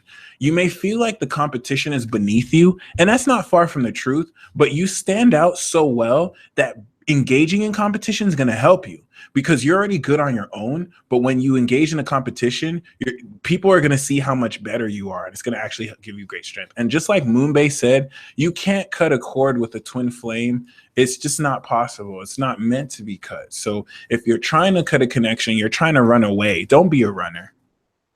Be a gunner. Don't try and cut cords to your twin flame. Shoot your twin flame in the face. Joa the Alien Goddess. The card that I have for you is the Hangman. The Hangman is illustrating a profound ability to surrender. And this surrender is going to have much to do with you transforming your personality because you're starting to step into your more goddess conscious self, but it's going to use your body as a vessel to take over you. Okay. Luna G, the card that I have for you is the Page of Wands, but the Chariot fell out and the Four of Pentacles. So you're going to really be gaining a lot more money in your life, but there's great news that you're also going to gain too. That's going to open up very profound and passionate ability for you to once again, gain a very exciting aura. There's great news that's going to open up for you. KB Shang. What does 2018 look like with the Aquarius? We have the Six of Wands. It's going to look pretty nice. You're going to find that the Aquarius is turned on greatly by you because they're very impressed by what it is you're succeeding in. So it's going to look great. Lots of victory. Kiyu Mad Kick, thanks for the donation. We have the Three of Cups. The Three of Cups is speaking of you experiencing great celebration and a lot of positive energy. You may make a new friend. Ariana Delgado, yes, there is still time. You could either press the super chat button or donate from the link in the description below. Joe Chris is the Scorpio using me. What are his intentions? We have the Hermit, so I don't think he's using you. I think the Scorpio's intentions are very personal. The Scorpio is keeping very much so to themselves. So they're being very private because they're shutting everyone else out. I think they're doing something that's definitely very open once again. Okay. Anyway, Miss Roth Show, we have the King of Cups for you. So there's a very compassionate male influence in your life that definitely is wanting to connect with you on a more authentic level, let's just say. So be open to this person's influence in your life. It's going to increase more so. Miss Q, we have the Page of Cups for you. The Page of Cups is similar to Miss Rafa Show, emotional connection, but whereas hers is more deep and complex, yours is a new love, something that's going to open up, whether with a new partner or just open feelings that are coming through. So really experience an awakening of your heart through this. Moonbay, we have the Five of Pentacles. Pentacles is still very much so a lover's card, but every time, this is an influence. Every time I pull the Five of Pentacles, surely enough, when I split the deck, then we get this Four of Wands energy. So it's like saying you're in separation right now, but both of you are working through your insecurities so that you can reunite. I kind of see this as if it feels like Five of Pentacles is coming to the Four of Wands, but that's going to come through the Death card where you're both going to transform. It's like both of you had to separate so you could both transform. And then after you transform, bam, you reunite, I feel. K Martin, Bay or nah? With the results of this test, yes, the Judgment card says yes, they are Bay. Now, this is Bay in the sense where it's like, whoa, I have to change my entire life because this is Bay. And I don't really necessarily mean change your entire life, but it's just so much so in the sense where you're literally having to like come into a profound awakening through this union. Okay. Larry Jacko. Do I really have that power, and what other powers do I have? We have the Four of Pentacles. Do have that power. And get this, the Four of Pentacles is a Sun in Capricorn card. So it's powers of manifestation, powers of stability. And once again, I want to harp instant manifestation, like you can materialize your intent. So it's really great. It's just speaking of a very powerful energy that you have linked to your sun sign. Okay. Christina Mullins, thank you for the donation. The card that I have for you is the Temperance card. It's the Sagittarius card, and it's speaking of great moderation. It's also, who is this King of Pentacles who keeps showing up for me? It's a soulmate that is slowly going, you're creating space. You're having to like remove stuff from your life because everything that you sacrifice, you're creating space for this King of Pentacles to balance with you. And in his life, it's also happening that way too. So very powerful. Okay. Diane Nolan. We have the Six of Swords. So this is a positive transition into a much more vibrant future. In your case, you're psychologically distancing yourself from negative thoughts and you're sailing towards great celebration and victory. So it's a positive future, and there's a pleasant surprises for you that's going to be the equivalent of stepping into a surprise party that's just going to be super badass. Only you can be you. When Once you resolve the anxiety that is in your mind, there's actually nothing blocking you right now. So when is now, but your hands are in your head. You're so focused on any current anxiety that it's not allowing you, it's blocking it from happening. Once you've kind of resolved that, it will instantly occur. Zeniba and the source. Settle for current options or keep looking. You should never settle.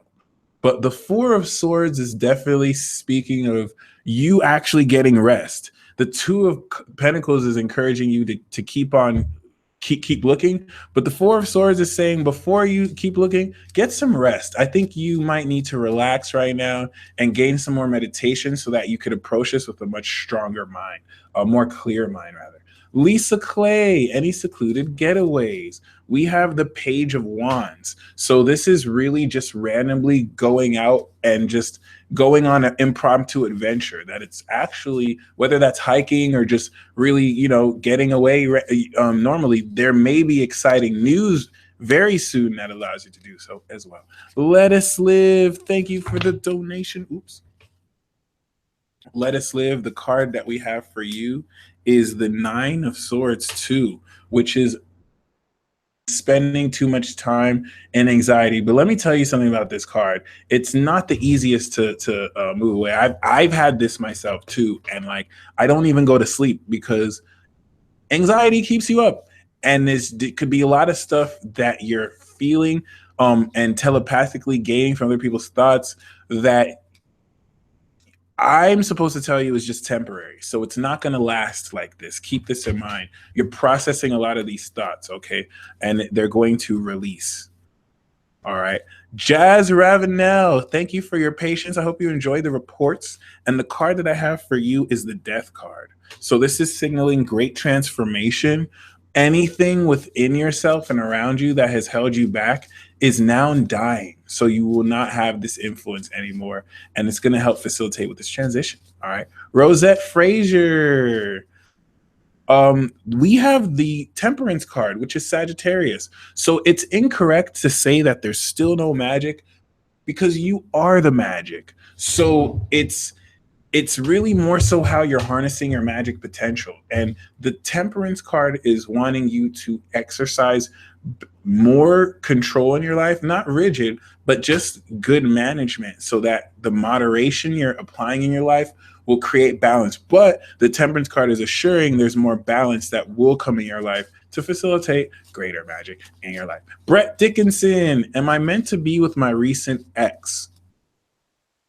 We do have the 10 of Pentacles. So on the surface, this will say yes, but I feel like if you're meant to be with an ex, you're just going to know, if that makes sense. It's you don't have to worry about that. The 10 of Pentacles is actually speaking more of wealth that you're going to be blessed with that will really help you understand at a greater level more of this energy. Although it could be saying that this tension is resolved by developing something long-term. Avery Crane, the card that I have for you is the Emperor. So you just need to apply a bit of rigidness against yourself. Be your own personal drill sergeant because you're going to be developing and having a lot more power over your life and discipline and control, but it's going to come through being very tough and rigid on yourself. So make sure you definitely develop that discipline. We have the Queen of Swords, and the Queen of Swords is urging for you to be direct and to sharpen your mind in your response. You may be dealing with people who are evoking to your emotions so they can get away with things. So shock them by being direct, blunt, and straight and letting them know you're willing to be objective. And can be. Aretha Franklin, the love card I have. Peace, Brett. The love card I have for you is the Four of Swords. So the Four of Swords is urging you to rest because I do have the Tower. Looks like something beyond your control, a whirlwind romance is going to happen. So for now, in order to attract love, get some rest, relax, keep your mind off love, and you being in this mental clear state will attract love rather quickly within a week, actually, especially if you're already in a relationship. It's going to speak to things calming down and any tension, resolving. Camera Campbell, what am I overlooking? We have the Ace of Pentacles. You're overlooking new financial opportunities or new income streams. There might be new opportunities you might think are you're skeptical against when they're actually very amazing money making opportunities. So don't overlook ways to financial income streams. Okay. Bell Tangy, thank you so much for the donation. We have Tangy, we have the Moon card. The Moon card is speaking of you. Oh, I got this with the Seven of Pentacles. You really experiencing psychic phenomena, but not all the way clear. It's like what I'm channeling for you is spirit is having to speak to you through deception. Spirit is having to speak to you in a language only you understand. But if you're trying to explain to anyone else, it's not really true. So it's not that spirit's lying to you. It's just spirit is showing you things that is only making sense to you. And you'll know because it really bonds a lot with much of, once again, your willingness and ability to focus on what dreams are coming through. All right.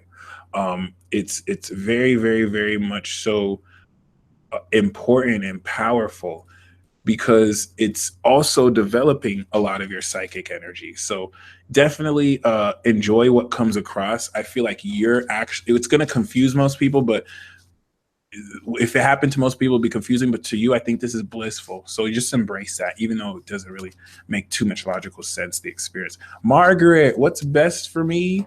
We have the Four of Pentacles. What's best for you is really saving your money and organizing your assets. You're going to gain even more money, and you want to really be in a position to not be a miser, but keep it to you, as there are going to be people who want to help you spend it, even though they didn't help you make it.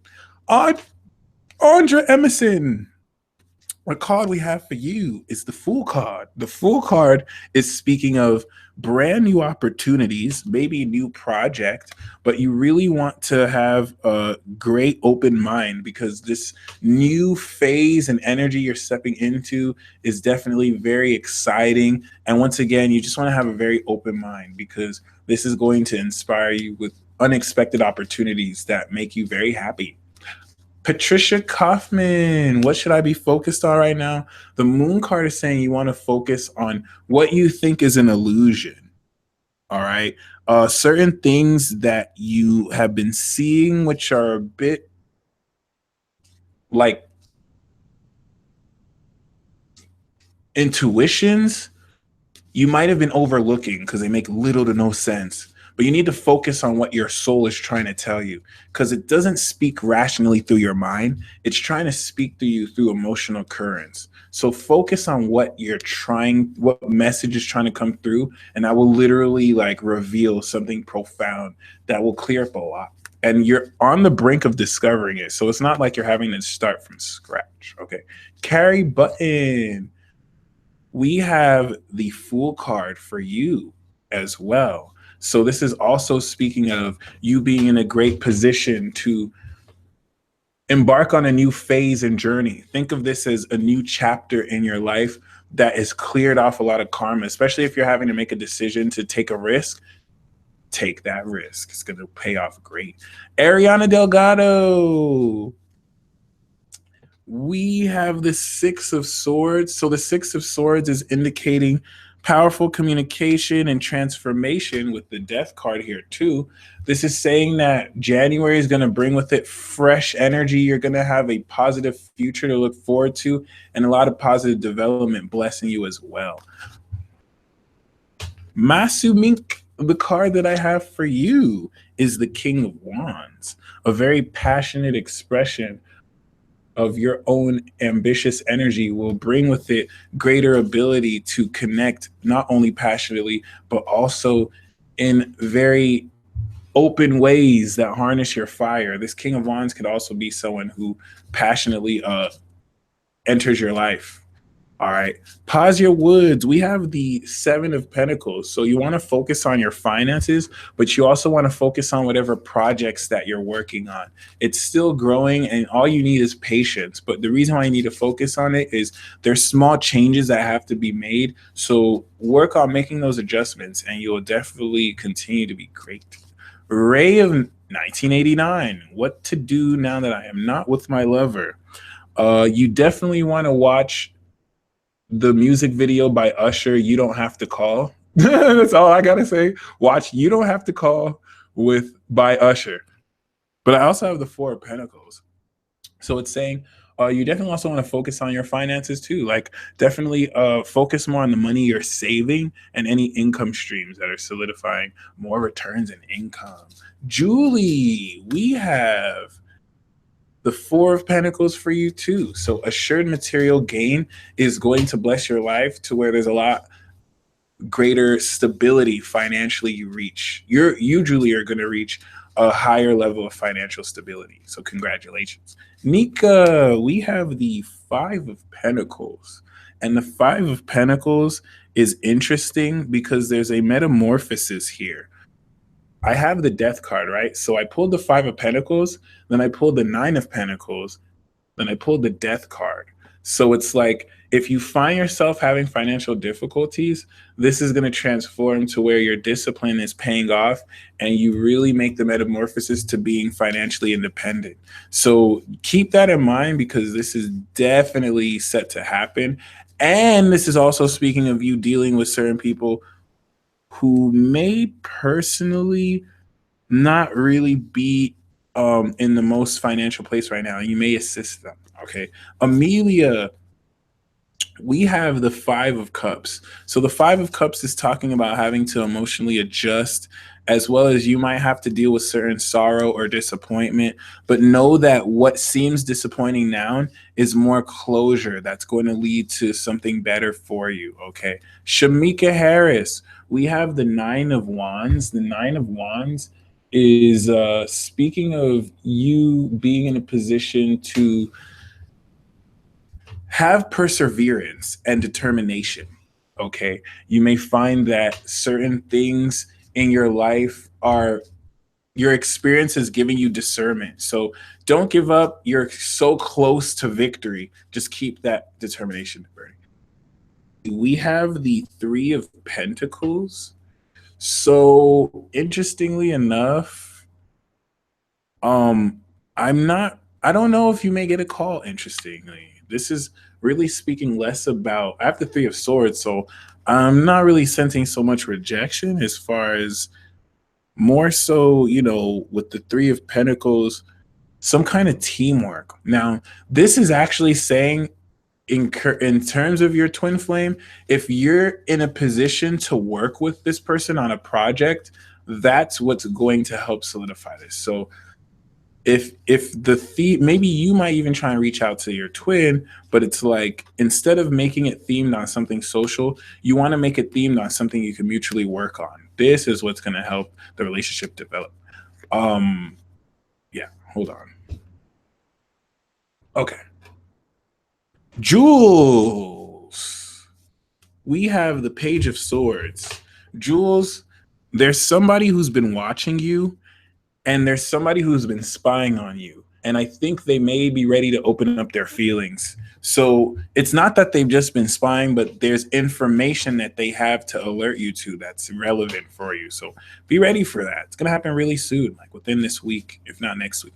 Alexi T, we have the Death card. The Death card is speaking of profound transformation as well for you and metamorphosis so that you, but in your case, it's also going to speak of something ending in your life that will open up the doorway because that influence was blocking you. Brienne, when is Astral Bay going to fall in love with May? We have the Temperance card. Right now, there's an archangel who is trying to get in your life, and I think you're giving them the silent treatment because Astral Bay is deep in your heart. I think your Astral Bay is wanting you to balance both worlds, because the Temperance card is balancing the spiritual world and the physical world. It's actually also the card of teleportation and time travel and just like going from the spiritual to real. So your astral bay wants you to master being able to handle both worlds, so that when it does fall in love with you, or he does fall in love with you, unless you go that way and it's a she astral bay, I see you, then you know what I mean, your energy won't be put off by the pressure. So you're kind of learning how to um you're kind of learning how to astral project more, so you could handle both experiences. So yeah. um Sabina, Syria, Naya. Okay. Uh the card we have for you, the card we have for you is the Wheel of Fortune. The Wheel of Fortune is speaking of you being in a position to see your luck switch. In fact, I want you to pretend that you won the lottery, because something like you winning the lottery is going to happen. A complete shift in your fortune that will change your plans, because it's like, oh, I didn't expect to win all this money. All right. L Rising, we have the Moon card.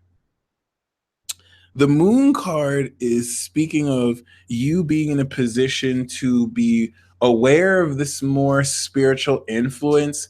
You're going to see things others aren't seeing, and you'll feel it strongly too. So don't attach to what you experience. Just be mindful of the impressions you receive, because they're all going to come back around and make sense, as your mind will let you know what to believe and what to discount as illusion. In other words, L Rising, the Moon card is speaking of certain things being an illusion, but certain things being intuition, and you just trust to know which is which. Okay. Um, Goddess Adorned, we have the Page of Wands. So there's a very exciting news that you're going to receive. And a lot of this has to do with connecting sexually, to where you're going to have a lot more power over how you harness your sexual energy. Is going to free you up so much more. Layla Jade, why am I so easily distracted? We have the Hermit card. You're having to come into greater focus in the way you meditate and relax. So you're so distracted because you're not meditating enough. You really need to take some time to focus your mind. And this is so ironic that I'm saying this, because I'm like the biggest hypocrite when it comes to meditation. I don't meditate, even though I need to. And like, I can take this advice from this too. But that's why you really just need just about my body poke me or whatever it is. I swear, spirit thinks it's like sorry. But yes, the hermit is talking about you spending time to just focus and meditate.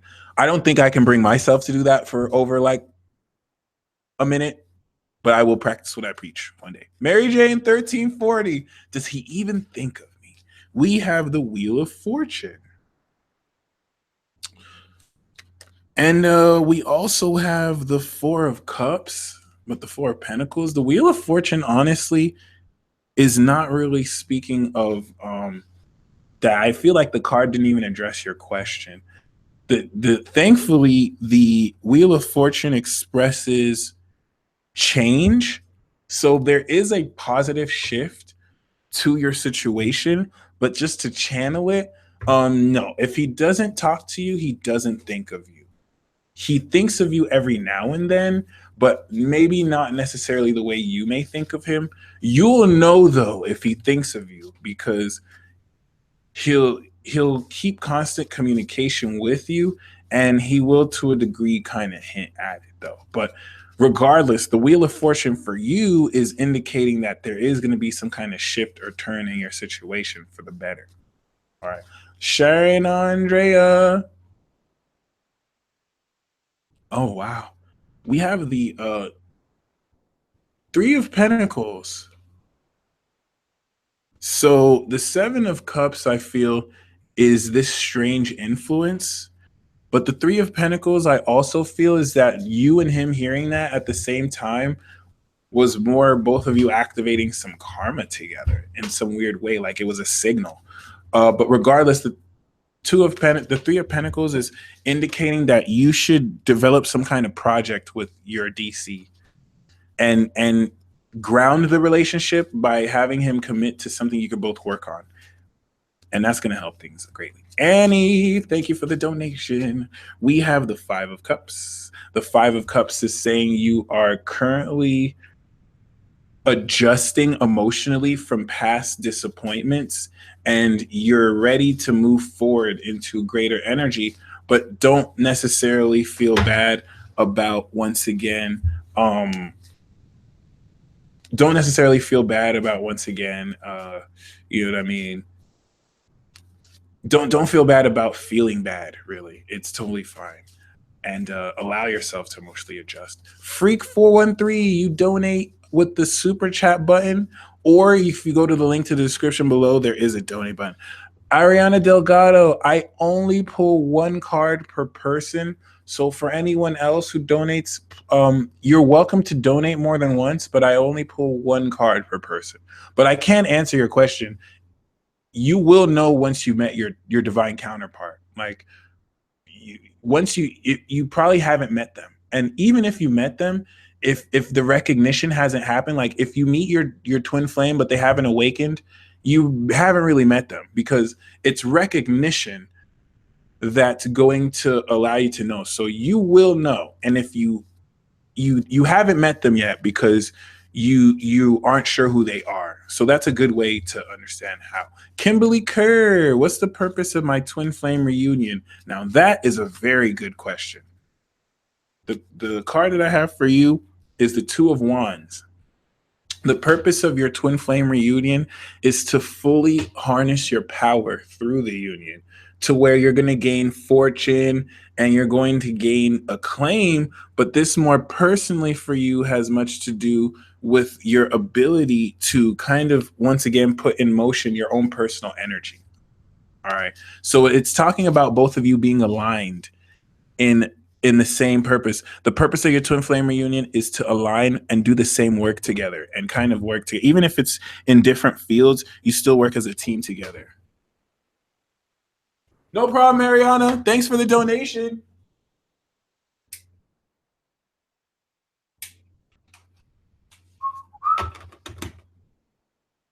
And thank you all for your patience. All right. So Monique Muniz, thank you very much for your dedication and for your donation. The card that I have for you. King John, facts. Girls are the slickest stalkers. Monique, the card that I have for you is the Four of Swords, which is not really urging you to meditate, but is saying you're entering a period of greater balance in your life. I even have the Magician, okay, and the Hierophant. The Four of Swords is saying there's a calm mental energy that's going to be embracing you, and you're going to find that you come to more peaceful solutions to situations and conflicts, okay? Yeah. Patricia Kaufman. Oh, okay.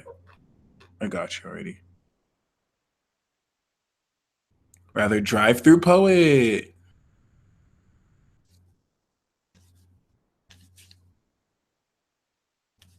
My throat chakra is blocked. Any direction on where that's coming from. If you're suppressing your deep feelings, that's what's blocking it. The Queen of Cups is saying you're feeling deep feelings for something or someone. And, you know, the Queen of Cups is really having you embrace fully a whole lot of that energy, okay, instead of suppressing it. So, yeah, Patricia, that's really interesting because the Moon card makes more sense with your question. He is going to help you become a writer. And that is the lesson, because the guy you rekindled with is going to evoke more of these hidden emotions. And the moon card is always great for inspiration as well. All right, so keep that in mind. Very great observation. Jamison Ryan, we have the Four of Wands for you, and the Four of Wands is speaking of great serendipity and also great accomplishment that you'll be celebrating. Just expect some great surprises to bless you, really. It's one of the best cards that you could ever pull. Caroline Gaio, we have the Page of Swords, and the Page of Swords is speaking of you kind of being alerted to the truth by someone who might have been looking into you. The Page of Swords is spying from a distance, so I don't see this as you spying, but you're going to be alerted by someone younger than you to the truth of your situation. Taj Hali, we have the Nine of Wands, and we also have the Ten of Pentacles. So your marriage is very real. And what's needed is perseverance, because you're so close to establishing this in a much more solid way. So even though you're a bit skeptical, your marriage is very real, and you just want to continue to have that perseverance, because you're almost there. All right, totally almost there. The Chickpea 83, you're almost there to achieving that completion. Is there any joy or happiness to be had this week?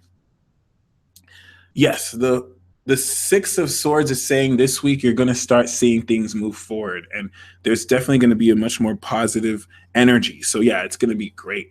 And Carolyn Guy, just to reiterate, my bad, I didn't explain that well the best way. It's basically just saying someone is going to alert you to the truth, and someone is going to tell you about something that you didn't know, and it's going to just be like, oh, damn. This could happen within this week, if not next week. But it's someone who's been looking at something for you. It's like they've been spying on someone else on your behalf, or they've just been looking at you. Heartbeat 93. We have the Two of Wands, and the Two of Wands is speaking of you fine-tuning your desire and also being in a position to strengthen your will. Really map out what your goals are, because this will strengthen once again your will and add more confidence to you. Jay, tip on reading someone's energy. We have the Queen of Cups. So definitely use your Venus and Cancer energy and trust your feelings. The thing is, you can already read someone's soul energy. So when you feel it, just go a bit deeper and take your time with what you feel. And then from that feeling, allow yourself to do so. Okay. Licto 13, allow yourself to analyze once again. Licto 13, we have the Chariot for you. So this is great victory and a control over natural forces that you're also going to come greatly into as well. And yeah, congrats. This is personal victory too that you'll be personally sailing into. All right. Amanda Bourne, we have the Star card. This is a profound miracle that's going to shock and awe you, especially because of your willingness to embrace much of joy that's possible. We even have the Nine of Pentacles. So this is a total success that you're definitely going to very greatly experience and relish from and reap from very profoundly. Okay.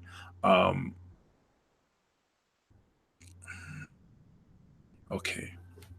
Anna Kirk, can you tell me where my soul needs to find the voids I feel are blocking my desires? We have the Five of Swords.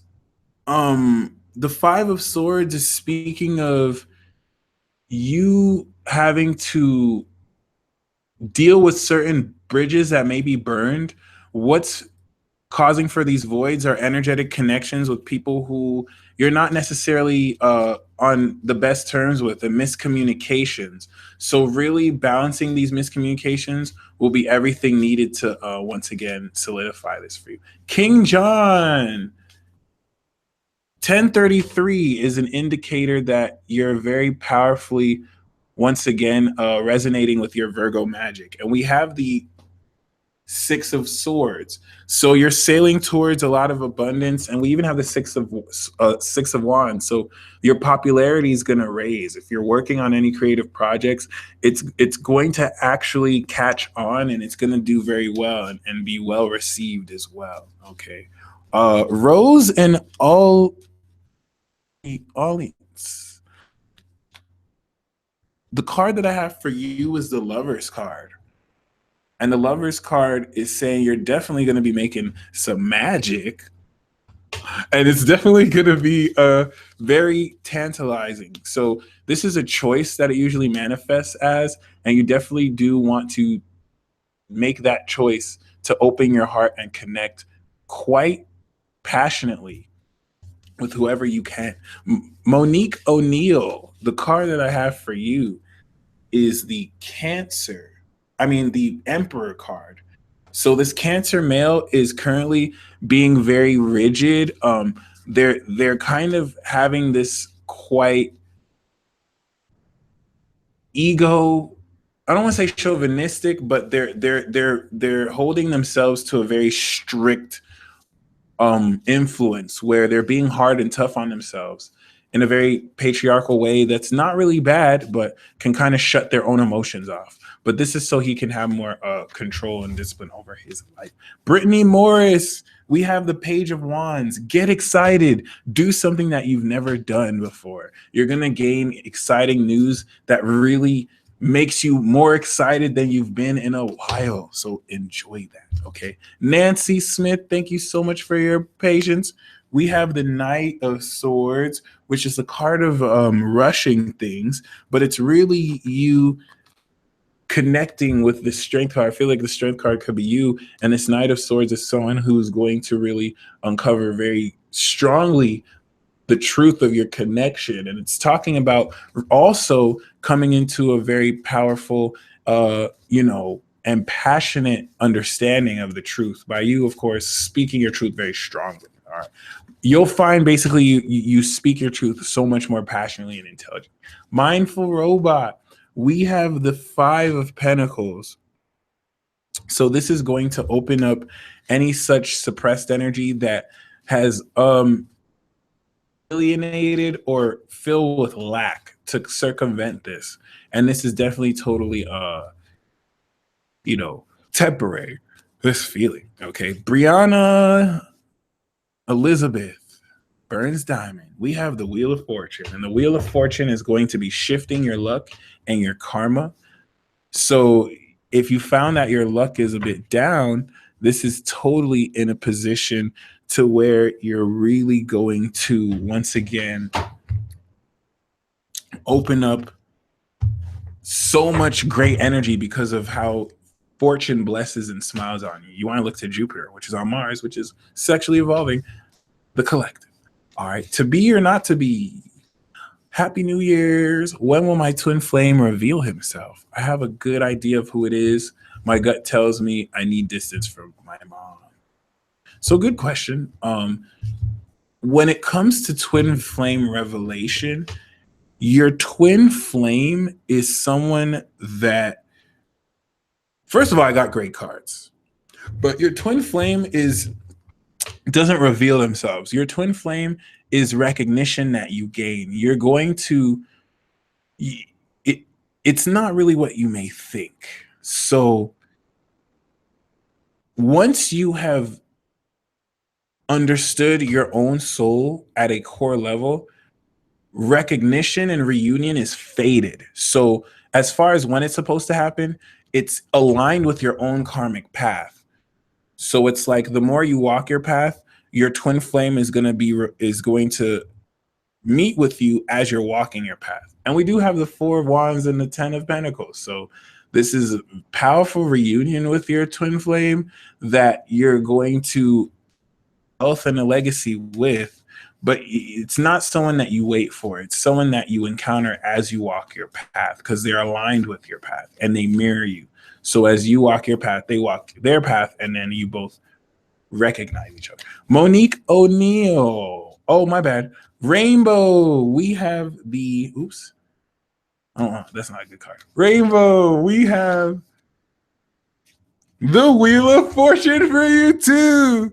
I had the Eight of Swords, but I see this as luck shifting for you as well, and you having to take the blindfold out of your eyes so that you don't cloud yourself with negative thoughts. You want to push your luck, if anything, because there's about to be a positive shift in your energy that will kind of make you more lucky for a period. And I had this card originally, but I feel like the blindfolds are going to come off, and things that you might have done to block yourself, you're not going to block yourself, and it's just going to open up so much for you. Okay, so thank you guys so much again for your patience as well as for tuning in. Let's see. I have a song I want to sing for those of you who are lurkers. All right. In fact, before I sing this, Freak 413, the card that I have for you is the Page of Swords. It's funny because I was just about to talk about lurkers, and now this for you is talking about dealing with someone who has gained some information and they're going to tell you what they know. And it might be information about someone, but stay tuned right now. I want to sing a special song for you guys, for you lurking geniuses out there who just have to lurk. You know, you just cannot not lurk on someone that you feel like lurking on, obviously. And if you're a fellow lurker, not that I lurk or anything, because I totally don't lurk, except on like Sundays. But yes, if you are a lurker, this is the song that you probably like to sing all the time.